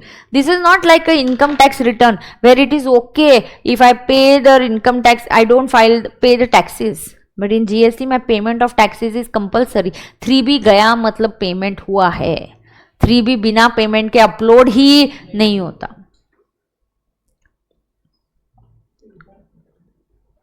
है ना। 3B बिना पेमेंट के अपलोड ही नहीं होता। अब मोटा भाई ने 3B भी भरना चाहिए, मतलब उसने पेमेंट करना चाहिए। फिर मोटा भाई ने अपना GSTR1 भरना चाहिए। GSTR1 से मोटा भाई का sale is going to be reflected in my 2B as my purchase. अब ऐसा हुआ कि मेरे और मोटा भाई के बीच में 10 इनवॉइसेस का ट्रांजैक्शन हुआ। मोटा भाई ने मुझे 10 बार सेल किया है, मैंने 10 बार परचेज किया। I have 10 invoices. I tell the accountant इधर आ, ये ले 10 इनवॉइसेस, डॉक्यूमेंट ऑन रिकॉर्ड। ऐसे गुड्स भी आ गए, हाँ मेरे पास ही आ गए। मोटा भाई तो बहुत सिंसियर, उसने टैक्स पे कर दिया होगा, बट अनफॉर्चुनेटली उसके अकाउंटेंट ने जब 1 की एंट्री करी, GSTR1 की, GSTR1 में उसने 8 ही इनवॉइसेस एंटर किए। एरर हो सकता है कभी, there can be an error, there was an error, so he couldn't upload all 10। तो दो हमारे बीच में 10 ट्रांजैक्शंस इनवॉइसेस का था। मोटा भाई के GSTR1 में जाने चाहिए थे 10, अपलोड हुए 8, वहां से मेरे 2B में भी अपलोड होंगे 8, तो मुझे ITC सिर्फ उन 8 इनवॉइसेस का मिलेगा। चाहे आपके पास कॉपी बिल की हो बट अपलोडेड नहीं है ना 2B में, सब कुछ होना चाहिए। आप तो मैम ये 2 का क्या होगा, मेरे साथ तो 2 का हुआ, अगले मंथ में मिलेगा। GST में प्रॉब्लम वही है, लिक्विडिटी का। भर दिए मैंने वो 2 इनवॉइसेस पे पैसे मोटा भाई को भर दिए, फिर भी अभी आज मुझे टैक्स देना पड़ेगा गवर्नमेंट को। ITC मुझे अगले महीने लेना पड़ेगा। आज तो मेरा पैसा अटक गया ना, तो GST में working capital is getting affected. That's a big complain that everybody is having कि मेरे पैसे सब अटक जा रहे हैं बिजनेस करने में। अब मोटा भाई एरर तो होगा, कभी आपसे भी एरर होगा। You are also a recipient, tomorrow you are a supplier also. आपके हाथ से भी एरर हो सकता है। एवरीबडी नोज कि these things are happening, it's not easy. हाँ, पहले कैसा था, जितने 8 में से 5% निर्मला सीतारामन, पहले तो उन्होंने क्या बोला, तुम खुद से ही ले लो, टू बी में है या नहीं जाने दो। फिर देन शी सेड नहीं नहीं नहीं, जितने अपलोडेड रिटर्न दिख रहे प्लस 20% कर लो, फिर 10%, फिर 5%। वो ऐसा है ना कि धीरे धीरे धीरे एक बार 20 की आदत लग गई, पहले बार बोम्बा बोम हुआ, फिर 20 का 10 करने पे कोई कुछ नहीं बोला, 10 का 5 करने में कोई कुछ नहीं बोला। अब सीधा है फुल, 8 है तो 8 का ही मिलेगा। पहले कैसे थे, 8 है प्लस उसके ऊपर 20% और ले लो, जीएसटी की वैल्यू पे हम दे देंगे, और ऐसे करो। अभी नहीं है, अभी जितने आपके 2B में रिफ्लेक्टेड है उतना ही आप आईटीसी क्लेम कर सकते हो। Rule 36(4). So rule 36(4) has been amended कि रूल 36(4) भी वही बोलता है कि जितना आपका रिफ्लेक्ट होगा उतना ही अलाउ होगा, वरना अलाउ नहीं होगा। तो understand the next condition here. See I tell you overall what I am trying to tell you. See नहीं नहीं नहीं, अभी का नहीं, पहले है, पहले हुआ है ये, अभी का अमेंडमेंट नहीं है। अब देखो, supplier should pay tax to the government, recipient should file the GSTR. ए राधे, तू खुद का रिटर्न तो भर। हाँ बोलेगा, ऑफकोर्स मैं रिटर्न भरूंगा तो आईटीसी क्लेम करूंगा। और invoices should be reflected in 2B। अब इनवॉइसेस 2B किसके 2B में रिफ्लेक्ट होने चाहिए, रेसिपिएंट। अब ये कैसे रिफ्लेक्ट होंगे उसके 2B में, तुम समझो। सप्लायर मोटा भाई, सप्लायर जीएसटीआर 1 भरेगा। कुछ कुछ लोगों को आईएफएफ फैसिलिटी होती है, invoice furnishing facility. I will teach you in the chapter of returns. कहाँ सीखेंगे हम, in the chapter of returns. कौन सा फैसिलिटी है ये, आईएफएफ। कौन सा फैसिलिटी है ये, आईएफएफ। तो ये आईएफएफ फैसिलिटी होता है, क्या है वो रिटर्न्स में सीखेंगे। जीएसटीआर 1 है, हाँ 1 है। जीएसटीआर 1 से डेटा पोर्टल पे जाएगा, पोर्टल से डेटा रेसिपिएंट के 2B में आएगा automatically. 2B is a read only file. What is 2B, a read only file. तो मेरे 2B में दिखेगा आई कैन क्लेम आईटीसी, मेरे 2B में आएगा आई कैन क्लेम आईटीसी। मेरे 2B में भले ही मेरे पास 10 इनवॉइसेस है, मोटा भाई ने लेकिन 8 ही 1 में डाले, तो मेरे पोर्टल में 8 ही दिख रहे, तो मैं कितना आईटीसी ले सकती हूं, 8 का ही। उसके बाद ITC is available only if the details of ITC are not restricted under 38. Now government plans एक सेक्शन 38 कि 38 में गवर्नमेंट बोल रहे कि हम कुछ रेस्ट्रिक्शन डाल सकते हैं, इनका ITC आप नहीं ले सकते हो। मे बी वो ऐसे बोल सकते हैं कि अगर आपने रेसिपिएंट नया नया सप्लायर है, 2 महीने हुए, उसका ITC आप थोड़े टाइम के लिए मत लेना। क्यों, वो नया है, वो रिटर्न भरता है कि नहीं हमको नहीं पता है, वो टैक्स के पैसे भरेगा कि नहीं हमको नहीं पता है। फिलहाल उन्होंने 38 को इतना इंपॉर्टेंस नहीं दिया, गवर्नमेंट ने अभी तक ऐसे नोटिफिकेशंस इशू नहीं किए, but they have given themselves powers saying that अगर कोई आईटीसी गवर्नमेंट रेस्ट्रिक्ट करे अंडर सेक्शन 38 तो वो भी आप आईटीसी नहीं लोगे। If it is restricted under section 38 then you are not eligible for ITC.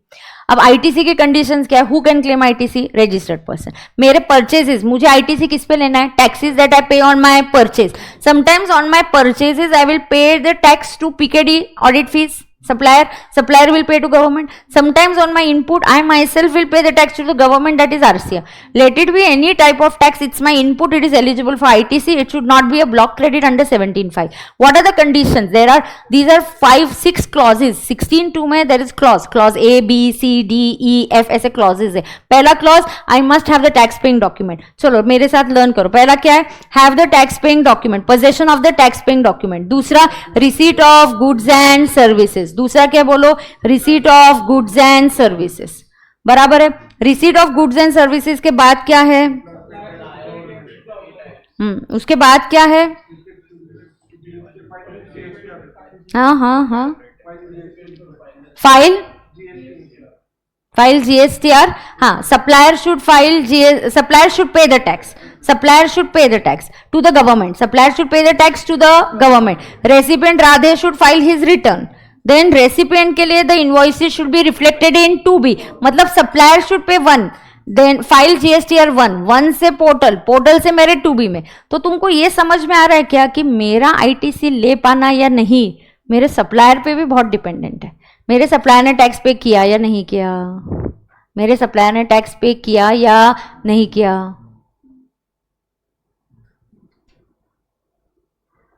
बराबर है। तो मेरे सप्लायर ने टैक्स पे किया या नहीं, फिर उसके ऊपर किस पे डिपेंडेंट है, सप्लायर ने GSTR 1 भरा या नहीं भरा। बराबर है क्या, सही है क्या। अब देखो ये हो गया इंपॉर्टेंट पॉइंट 16 के। अब सुनना, बहुत अच्छा है। अभी देखो कैपिटल गुड्स के लिए देयर 16(3) सीक्वेंस में जा रहे, 16(1) रजिस्टर्ड पर्सन कैन क्लेम, 16(2) आपको कंडीशन सेटिस्फाई करनी है, 16(3) क्या बोलते हैं, वही जो अभी मैंने आपको लिखवा के दिया। अगर आपके कैपिटल गुड्स की ओरिजिनल कॉस्ट प्लस टैक्स है, आप क्या कर सकते हो, ओरिजिनल कॉस्ट पे डेप्रिसिएशन ले लो। एसी का भी नहीं कह दिया 59,000, ओरिजिनल कॉस्ट कितना है 50,000, तो आप उस 50,000 पे आईटीसी ले लो, या आप उसका जो टैक्स है उसका आईटीसी ले लो, 50,000 पे डेप्रिसिएशन ले लो और 9,000 का आईटीसी ले लो। या आपको बोला है ओरिजिनल प्लस टैक्स पे आप डेप्रिसिएशन ले लोगे, then there will be no ITC, फिर आपको क्या नहीं मिलेगा, आईटीसी नहीं मिलेगा। Then can you claim ITC? The answer is no, you can't claim ITC.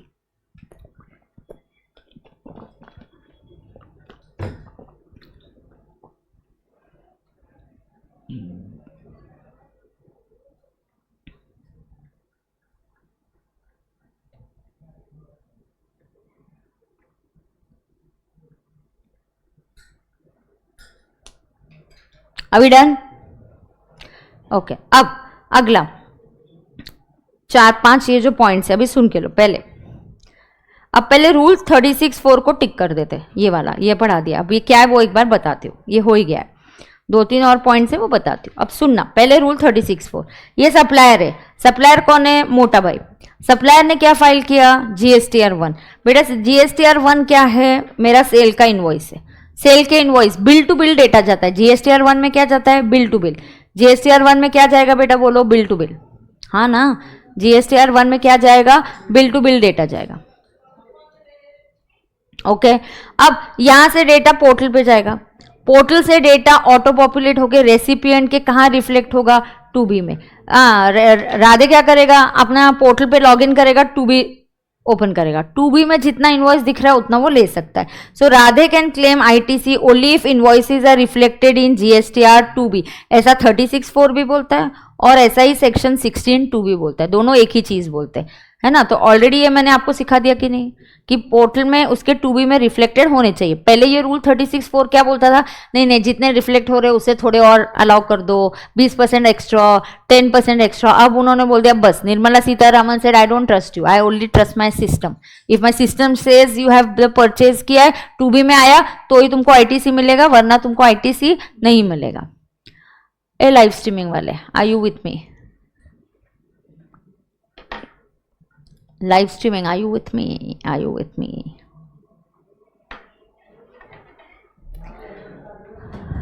क्या रे, क्या करते हैं, इनको ब्रेक दिया रहेगा अंकिता ने।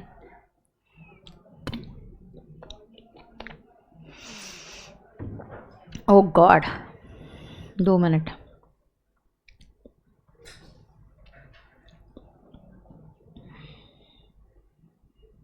आगे चल, अब सुनो, time limit for claiming ITC. अब बहुत ध्यान से सुनना, time limit for claiming ITC ये बहुत बार क्वेश्चन में किस तरीके से आता है वो भी बता रही हूँ मैं आपको। ये 5th पॉइंट बता रही हूँ। कौन सा पॉइंट बता रही हूँ, 5th पॉइंट। बहुत ध्यान से सुनना। अब क्या हुआ, राधे का जो अकाउंटेंट है, कौन है, राधे का अकाउंटेंट। राधे कौन है, अपना रेसिपिएंट, और राधे का कौन है, एक अकाउंटेंट। अब राधे का अकाउंटेंट कहीं छुट्टी पे गया था, वो छुट्टी पे गया था और उसी बीच उसके GSTR रिटर्न की डेट आ गई, तो उसको रिटर्न भरना था। तो राधे ने बोला यार वो GST में बहुत लफड़ा रहता है, एक भी दिन लेट हो गया तो लेट फीस लगती है वगैरह वगैरह, तो यार तू भर दे। तो बोले सर इट्स ओके, मैं जहाँ पे हूँ ना मैं वहाँ से लॉगिन करके भर देता हूँ, अब वहीं से क्या कर दूंगा मैं, लॉगिन करके रिटर्न भर दूंगा। तो राधे से हाँ ठीक है कोई प्रॉब्लम नहीं। अब वहाँ पे लॉगिन करते वक्त क्या हुआ, उसके पास है एक्चुअली 10 इनवॉइसेस टोटल। उसका सेल मान के चलो, उसका टोटल सेल कितने बिल्स का हुआ, टोटल उसका जो सेल है उसके पास 100 इनवॉइसेस है, 100 invoices are there, but there is a problem. Out of this 100 invoices उसने 100 ट्रांजैक्शंस किए। Rather than I am saying 100 invoices, let me say कितने ट्रांजैक्शंस है उसके, 100। He has 100 transactions, sale transactions, but उसके पास जो इनवॉइस है वो 98 के ही है। अब वो आउट ऑफ स्टेशन है, वहां से ना तो नेटवर्क है ना रेंज हो रहा है, वो किसी वो सामने वाले को कॉल भी नहीं कर पा रहा है, वो ऑफिस में भी कॉल नहीं कर पा रहा है, उसके पास जो भी फाइल है उसके पास कितने इनवॉइसेस आ गए हैं, 98। तो बोलता है यार मुझे तो याद है इस साल का हमारा सेल टोटल 100 का हुआ था, सेल मतलब नहीं, सेल का मतलब सामने वाले का सेल, इसका परचेज। फिर से करते देखो।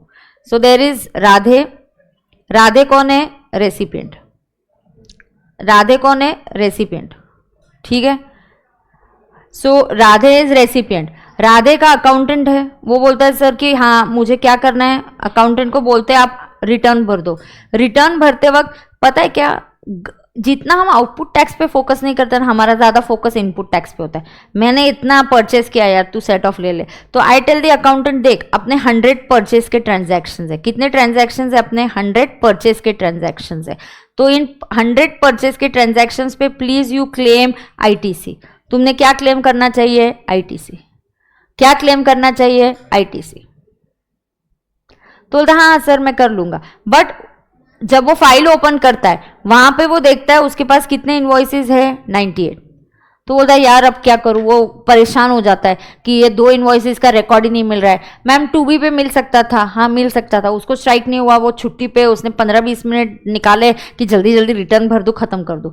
वो सीए को कॉल करता है कि सर ऐसा हो गया, मैं जरा बाहर आया हूँ घूमने के लिए और मुझे छुट्टी खराब नहीं करती, मैं रिटर्न भर देता हूँ। तो वो सीए बोलता है हाँ तू अभी ले ले, कोई प्रॉब्लम नहीं। कुछ छूट गया होगा ITC if you miss claiming ITC. What concept I am teaching you? If you miss claiming ITC, I miss to claim ITC. मेरे ओर से मैं मिस हो गया क्लेम करना, मैंने शायद 2B देखा नहीं, या मेरे पास रिकॉर्ड नहीं था, जो भी रीजन है, आपने जैसे ही अकाउंटेंट छुट्टी पे गया उसका मिस आउट हो गया, या उसके अकाउंटेंट, उसका सीए बहुत खड़ूस है, वो आर्टिकल्स गए ऑडिट के लिए, बोलते नहीं नहीं मत लो आईटीसी, 2B में है लेकिन आपके पास कॉपी नहीं है, डोंट क्लेम आईटीसी। हाँ ना, आपके पास बिल नहीं है, आपके 2 बिल खो गए, मत लो आईटीसी अभी। तो मैं बोलता हूँ यार ऐसे मत करो, मैं आईटीसी कब लूंगा? अरे अभी मत लेना, बाद में ले लो, अगले मंथ में क्लेम करो। बोलता अगले मंथ में भी नहीं आया तो उसके अगले मंथ में क्लेम करो। बोलते तब भी नहीं आया तो मार्च तक कभी भी क्लेम करो। बोलते मार्च तक नहीं आया तो ईयर खत्म होने के बाद 30 नवंबर तक और the date of filing your annual return तक आपका मिस आउट हुआ आईटीसी आप क्लेम कर सकते हो। So what is the last date if I miss to claim ITC? तो क्या कॉन्सेप्ट है, what is the last date if I miss to claim ITC? So I miss to claim ITC मैं कब ले सकती हूँ, ये सवाल है। सवाल ये है कि क्या किया मैंने, I miss to claim ITC, तो when to take it? So if you miss to claim ITC, चलो मेरा जैन के बिल से, सीए बोलता है अरे रुक जा बहुत टाइम है, तुम छुट्टी पे एंजॉय करो, रिटर्न भर दो, कुछ मिस आउट हो गया तो अगले मंथ में ले लेंगे। तो ठीक है, जैन का मिस आउट हो, जैन का बिल है, कौन सा बिल है? जैन का, जनवरी का बिल है, फेब में ले सकती हूँ। अगर जैन का बिल अकाउंटेंट ने डुप्लीकेट भेज दिया, फेब में क्लेम कर पाऊंगी? हाँ। मार्च में भेजा, क्लेम कर पाऊंगी? हाँ। अप्रैल, मई, जून, जुलाई, अगस्त, सितंबर, अक्टूबर, नवंबर तक, या filing of annual return which ever is earlier. इसको कॉन्सेप्ट, ये वाला कॉन्सेप्ट प्रॉब्लम्स में आता है, और कैसे आता है मैं आपको प्रॉब्लम में दिखाऊंगी। अभी आपको ठीक ठाक समझा, कोई बात नहीं है, आपको 100% कब समझेगा? प्रॉब्लम सॉल्व करते वक्त। बट जस्ट ये कॉन्सेप्ट याद रखो, if I miss to claim ITC when can I claim it? बोलो जल्दी, if I miss to claim ITC when can I claim it? 30th November of next FY, 30th November of next FY, और date, actual date of filing AR. AR क्या होता है? Annual return. AR क्या होता है? Annual return. हाँ, GSTR 9 is your annual return, correct, GSTR 9 is your annual return. GSTR 9 आपका annual return है। तो ये जो जीएसटीआर 9 वो आपका एनुअल रिटर्न है, वो बिल्कुल सही है। ये जीएसटीआर 9 जो होता है एनुअल रिटर्न, उसकी ड्यू डेट होती है 31 दिसंबर। उसकी ड्यू डेट क्या होती है? 31 दिसंबर।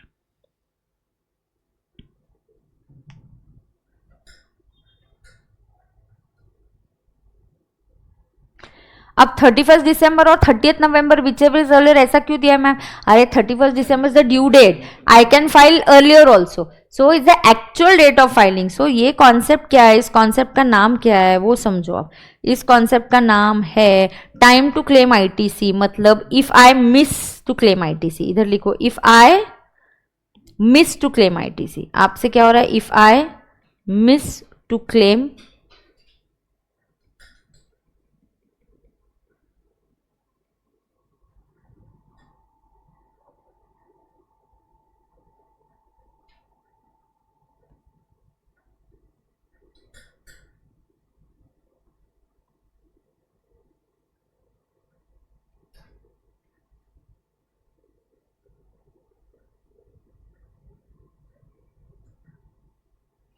क्या हो रहा है बोलो, इफ आई, क्या हुआ, ईयर के बाद। हाँ, आपके अगर कोई भी बिल्स, ये लिखा क्या पहले आपने, 30th November of next F और actual date of filing AR whichever is lower. मतलब क्या, अगर मेरा बिल कोई भी इनवॉइस मान के चलो PY 22-23 का है, लास्ट ईयर का है, लेट इट कोई भी ईयर का, कॉन्सेप्ट तो वही है। मेरा बिल कभी का है 22-23, लास्ट ईयर मैंने क्लेम ही नहीं किया, ये कब तक इसका ITC क्लेम कर सकते हो, इस पूरे साल में कभी भी, कभी भी। बिल का डेट क्या है, कोई भी date which is PY 22-23। So when can I claim ITC PY 22-23, और ईयर खत्म होने तो दैट इज मार्च 23। मार्च 23 के बाद अप्रैल 23, मई, जून, जुलाई 23, अगस्त, सितंबर, अक्टूबर, नवंबर 23। आई कैन क्लेम, कोई भी इनवॉइस मुझसे छूट गया होगा क्लेम करना मुझसे, I miss to claim ITC, I miss to claim ITC, then you can claim this ITC till 30th November 23, और इस साल का एनुअल रिटर्न की जो भी डेट होगी which ever is lower earlier. देख लो सही है क्या। If I miss, how to use this I will tell you, but remember the concept's name as if I miss to claim ITC, if I miss to claim ITC, बराबर है क्या। अब ये यहां तक आ गया। अब ये सारा किसका रोल है, अब ध्यान से सुनो, ये किसका पार्ट हो गया सब। रेसिपिएंट को हमने क्या बोला, चलो रेसिपिएंट को क्या क्या बोलोगे, तुझे ITC चाहिए, ITC चाहिए, पर इनवॉइसेस है क्या, हाँ, possession of the document, goods और सर्विसेज रिसीव हो गए क्या, हाँ, अगर इंस्टॉलमेंट में आ रहे तो लास्ट इंस्टॉलमेंट, अगर तुम्हारे behalf billing to ship to किसी और को गया तो चलेगा, चलेगा। उसके बाद मैं बोलती हूँ तुम्हारा जो सप्लायर है he should pay tax, okay, then your supplier should file GSTR 1 to portal 2 to B, तो it should reflect in my 2B। फिर रेसिपिएंट तुम खुद अपना रिटर्न भरो, बराबर है। और आखिरी ये ITC should not be restricted under section 38, this ITC should not be restricted under section 38। तो ये सब करने के बाद तुम ले सकते हो ITC, कोई प्रॉब्लम नहीं है। 16(2) सेक्शन बोलता है ये कंडीशन सेटिस्फाई करो तो आप ITC ले सकते हो, करेक्ट है। ये सब सेटिस्फाई होने पे भी मैंने कुछ मिस आउट कर दिया तो कोई बात नहीं है, जिस ईयर का इनवॉइस है उस ईयर में ले लो। आपको क्वेश्चन में आएगा पुराना इनवॉइस होगा, आपको, आप सॉल्व कर रहे हो इस मंथ का अक्टूबर, आपको आएगा पुराना इनवॉइस, पुराना इनवॉइस होगा, और आप जिस मंथ का रिटर्न वर्किंग करो ना उसके पहले एनुअल रिटर्न भर के हो चुका है, then you can't claim that ITC। You I will explain that with the help of a question, ठीक है।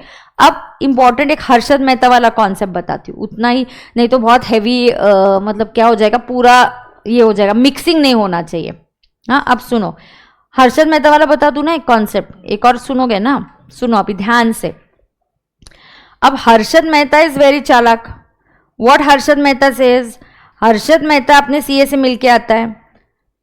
हर्षद मेहता CA को क्या बोलता है, एक मिनट, इसमें भी वो चेंज हो गया है, proportional ITC can be claimed, yes. अब सुनो, ध्यान से सुनो, हर्षद मेहता क्या करता है, हर्षद मेहता GST समझने के लिए अपने CA के पास जाता है। वो CA से पूछता है please explain me when can I claim,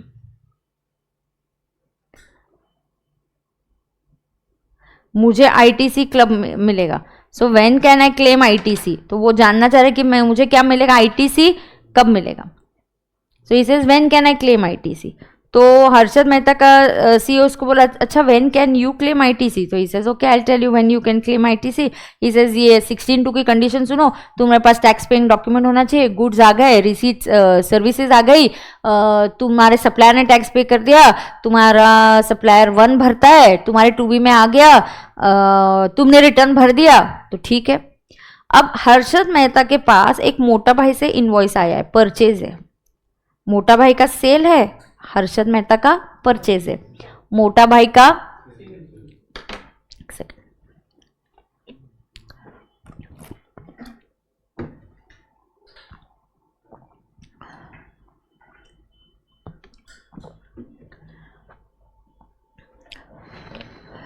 सुनो, मोटा भाई का सेल है, हर्षद मेहता का परचेज है, मैं परचेज कर रही हूं, तो मेरे इस परचेज के बिल पे मेरे पास इनवॉइस है और 10 लाख है, इसके ऊपर का जीएसटी है 1,80,000। अब मैंने क्या किया, ये मेरा परचेज है, तो हर्षद मेहता का जो भाई है अश्विन, वो हर्षद मेहता को बोलता है यार एक काम कर, ये मोटा भाई का बिल आ गया है लास्ट मंथ में और हमने इसका आईटीसी भी ले लिया है, अपन इसको पेमेंट करने का है, अपना अभी पेमेंट बचा है, so let's make the payment. He says no no no let's not do the payment. तो अश्विन से अरे ऐसे कैसे पेमेंट नहीं करेंगे। ही सेज देख मैं अभी अभी सीए से मिल के आया हूँ।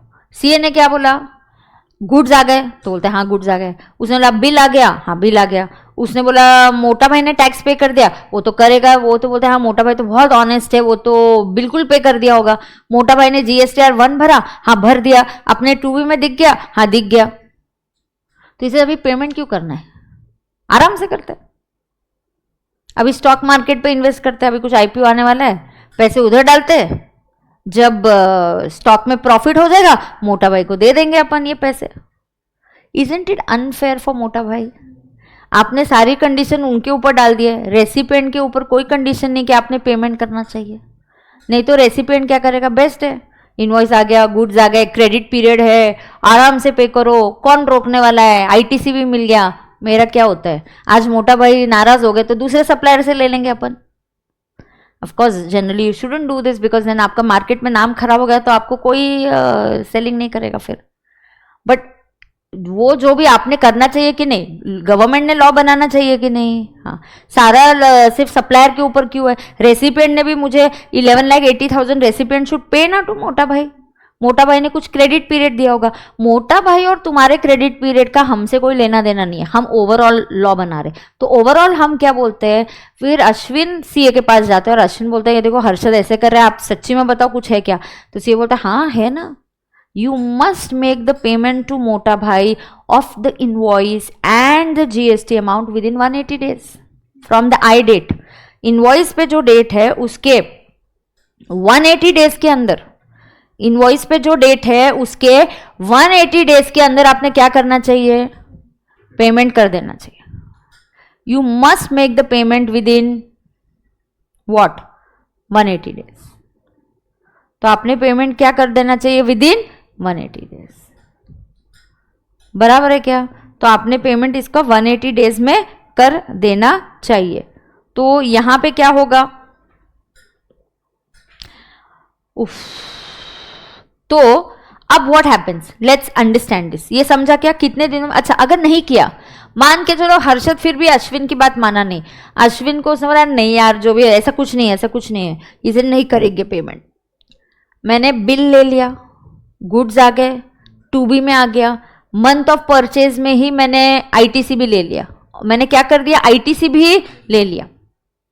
180 डेज होने के बाद I should on my own reverse this 1,80,000 जिसका आईटीसी मैंने ले लिया है, इसको मैंने क्या करना चाहिए, रिवर्स करना चाहिए। मतलब ये मेरी लायबिलिटी बढ़ा देगा। मैंने 1,80,000 विथ इंटरेस्ट 18% इंटरेस्ट मैंने गवर्नमेंट को देना चाहिए। आफ्टर विद इन 180 डेज, जब 180 डेज खत्म हो जाएंगे उसके बाद जो अगला रिटर्न आएगा, 180 डेज खत्म हो गए 5 फेब को, अगला रिटर्न कब जाने वाला है, 5 फेब के बाद 20 फेब को।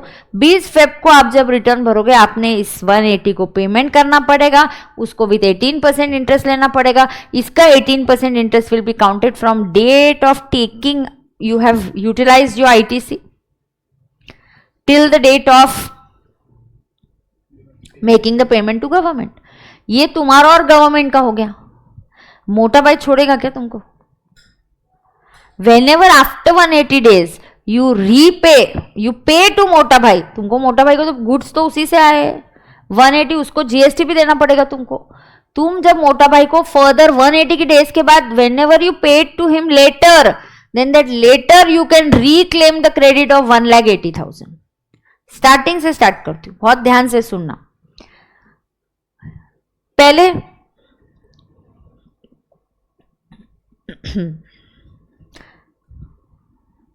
I'll come here।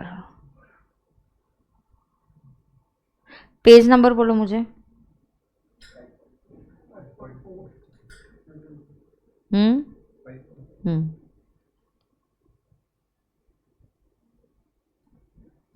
अब सुन लो, इधर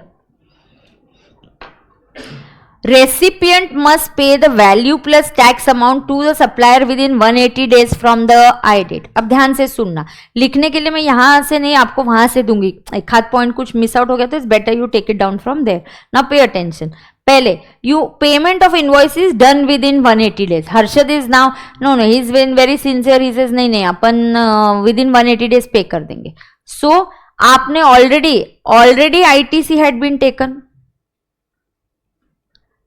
आईटीसी आपने ऑलरेडी ले लिया था, प्लस पेमेंट भी आपने बाद में कर दिया और payment was done within 180 days. तो यहां कुछ नहीं करना है, नो इम्पैक्ट, कोई इम्पैक्ट नहीं आएगा क्योंकि आपने पेमेंट कर दिया है और आईटीसी भी पहले ले लिया। लेकिन अगर payment of I is not done within 180 days, अब ऑलरेडी आईटीसी लिया हुआ है आपने, already ITC taken, but problem क्या है, प्रॉब्लम यह है कि payment not done within 180 days. तुरंत 180 डेज खत्म होने पे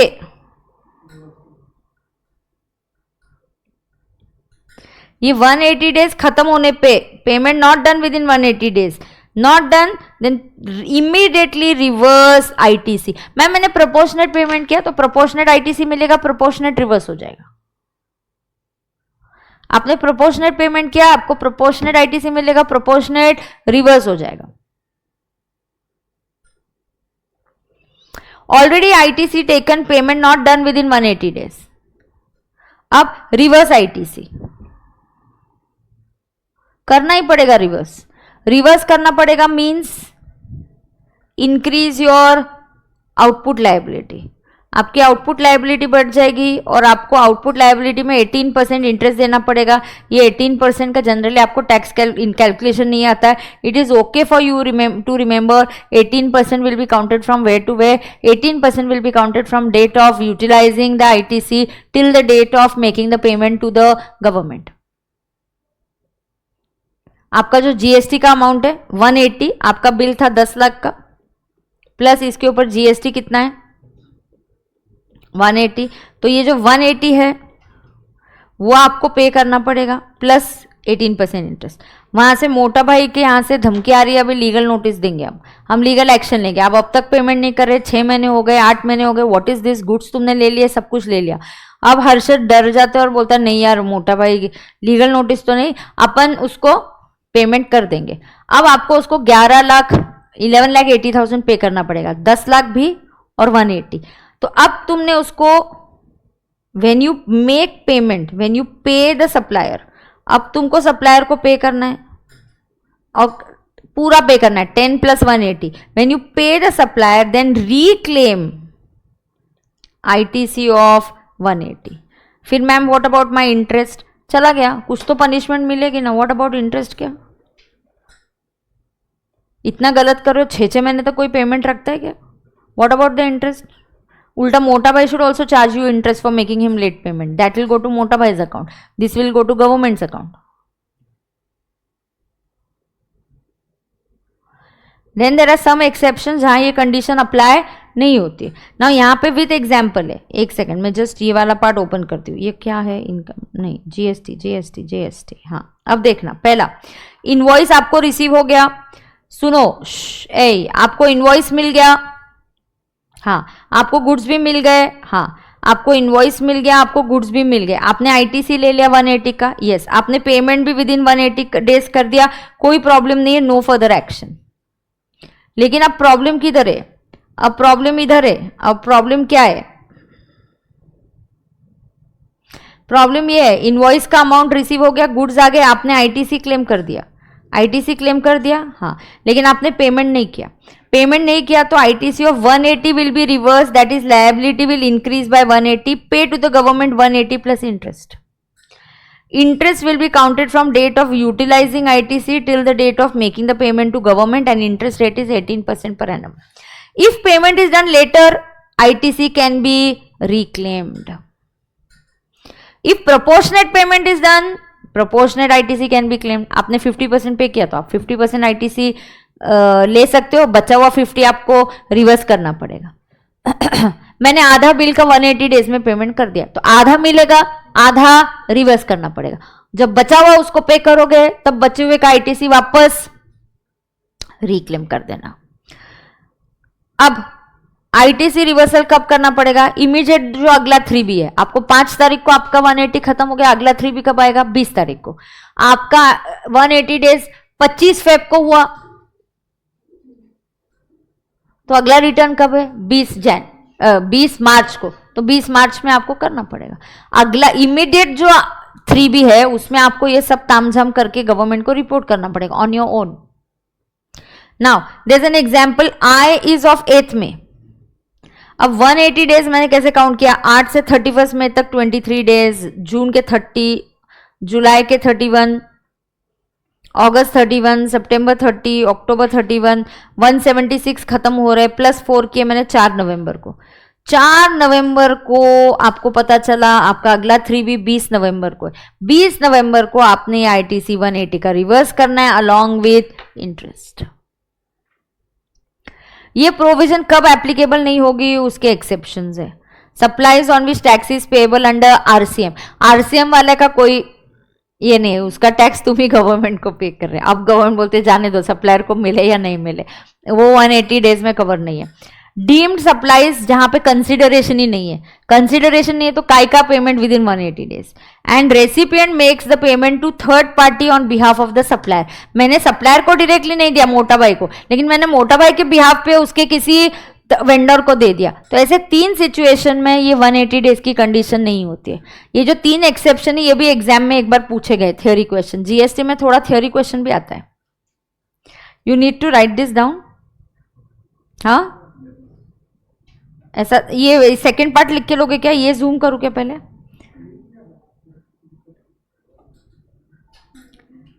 क्या वो वाला लिखा था क्या? सेम ही है, उसके आगे एक हाथ 2 पॉइंट नहीं है, प्रोपोर्शनेट वाला तुम लिख के लो। सिर्फ तुम लिखो, I will just come in 2 minutes.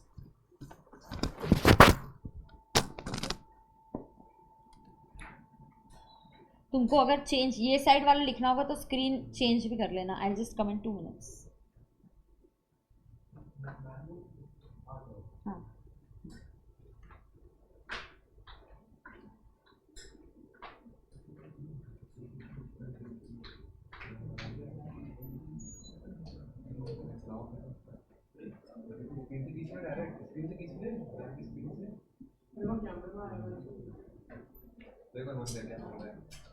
भाई इवन ने परीक्षा दिया फाइन मारो फाइन एक लो लीव कर रहा हैकर भाई हाँ चैट से खींच लेगा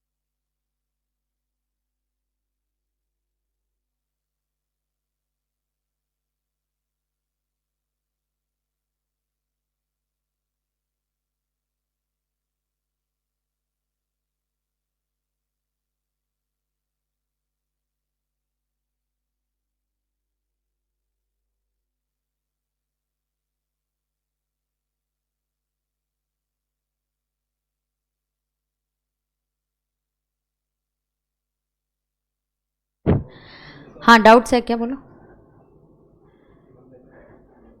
किसका? ग्रुप का. त्याला ॲड करा ग्रुपमध्ये. अच्छा तुम्ही नाही आहे का? बरं करते करते तर. तुम्ही टॅक्सच्या ग्रुपमध्ये आहे का नाही आहे? ॲडमिन नाही आहे. Okay okay.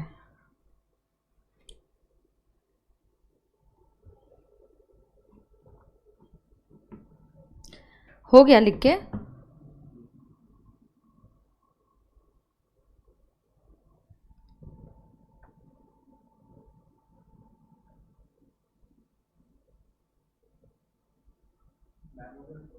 हाँ वही बोल रहे ना, 180 डेज के पहले हमने 50% पे कर दिया तो 50% इज कंटिन्यूड. गुड. आईटीसी मिलेगा. बैलेंस 50 180 तक पे नहीं हुआ, इसलिए बैलेंस 50 का आईटीसी रिवर्स होगा.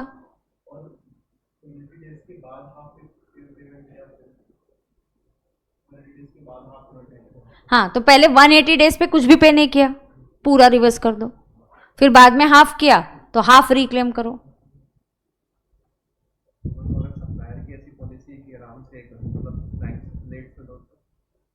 सप्लायर की कुछ भी पॉलिसी हो, गवर्नमेंट ने 180 बोल दिया है. सप्लायर तुमको भले बोले 2 साल के बाद पे कर, फिर भी गवर्नमेंट को 180 में करना. और ऐसा सप्लायर तुझे मिल जाए ना, मुझे भी मिलाना. हाँ क्या करेगा?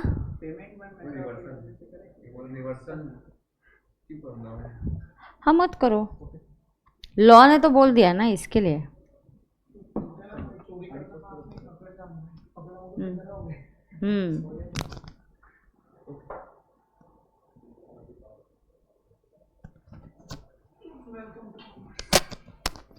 डन है क्या ये?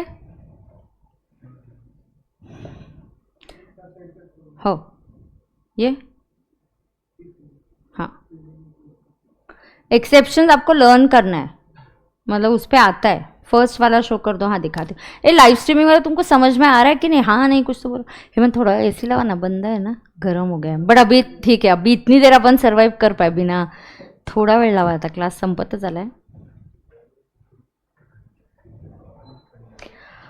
उफ. हाँ दाखवते. फर्स्ट वाला दिखाओ, ये वाला.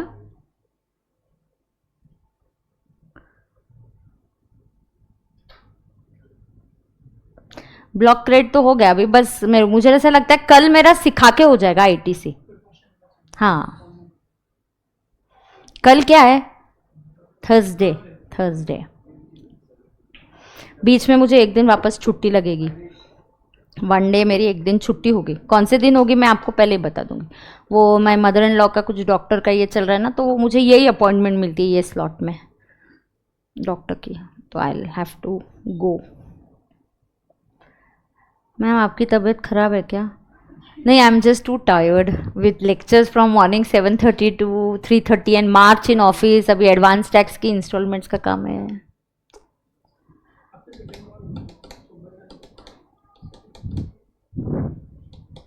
वही ना.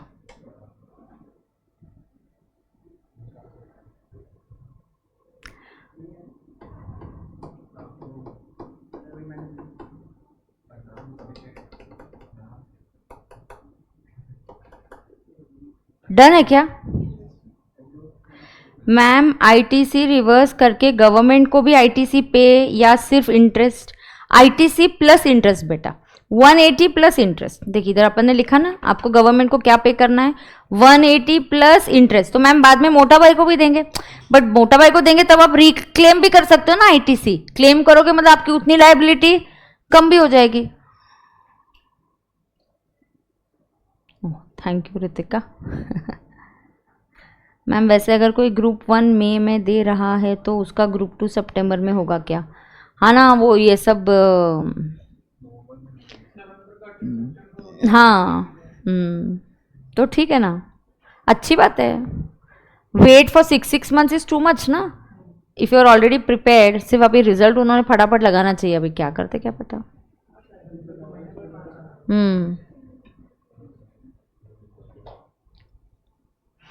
चलो डन है क्या ये सुनो ना, ये डन है क्या?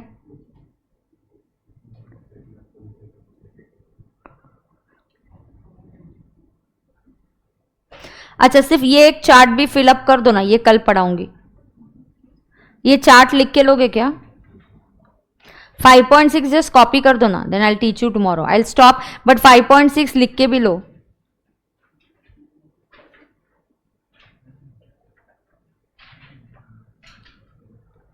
ओ बेटा लिखते ले क्या तुम लोग?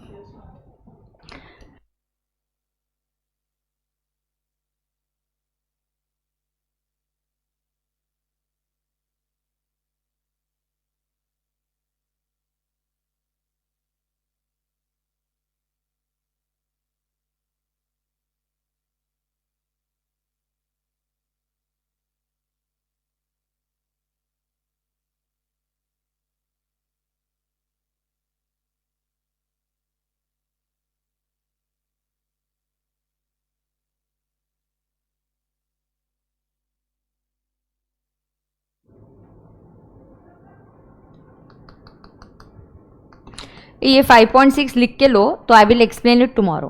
मोस्टली कल major part of ITC explanation हो जाएगा। कल क्या है? थर्सडे है ना,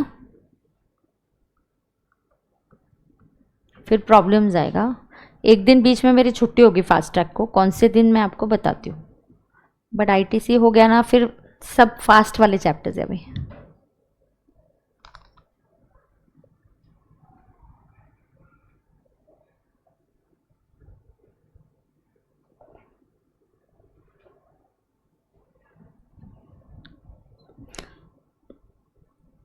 लाइव स्ट्रीमिंग स्टूडेंट्स देख लो एक बार। हर्ष ने काय की छुट्टी दी है? हिमाचल की छुट्टी, तो क्या घूमने जाने वाला था क्या?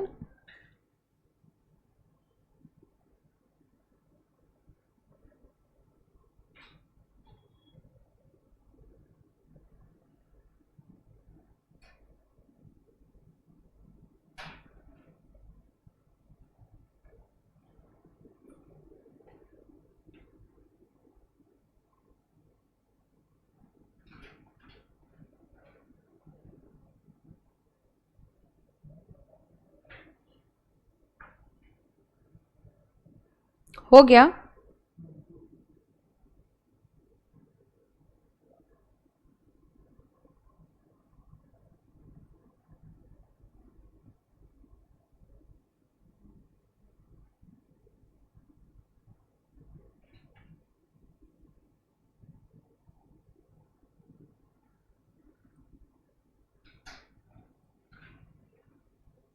ये आईटीसी यूटिलाइजेशन का है, ये मतलब कल। अभी और भी 2-3 रूल्स है, मैं एक ओवरऑल जस्ट आपको बताती हूँ।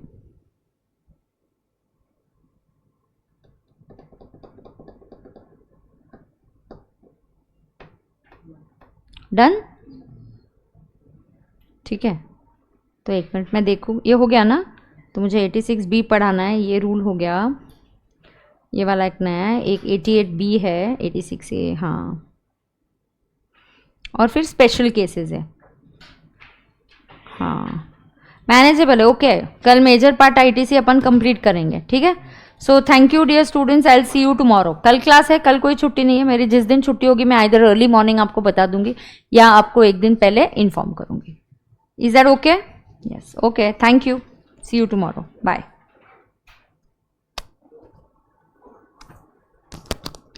लाइव स्ट्रीमिंग बाय बाय कराए बंद।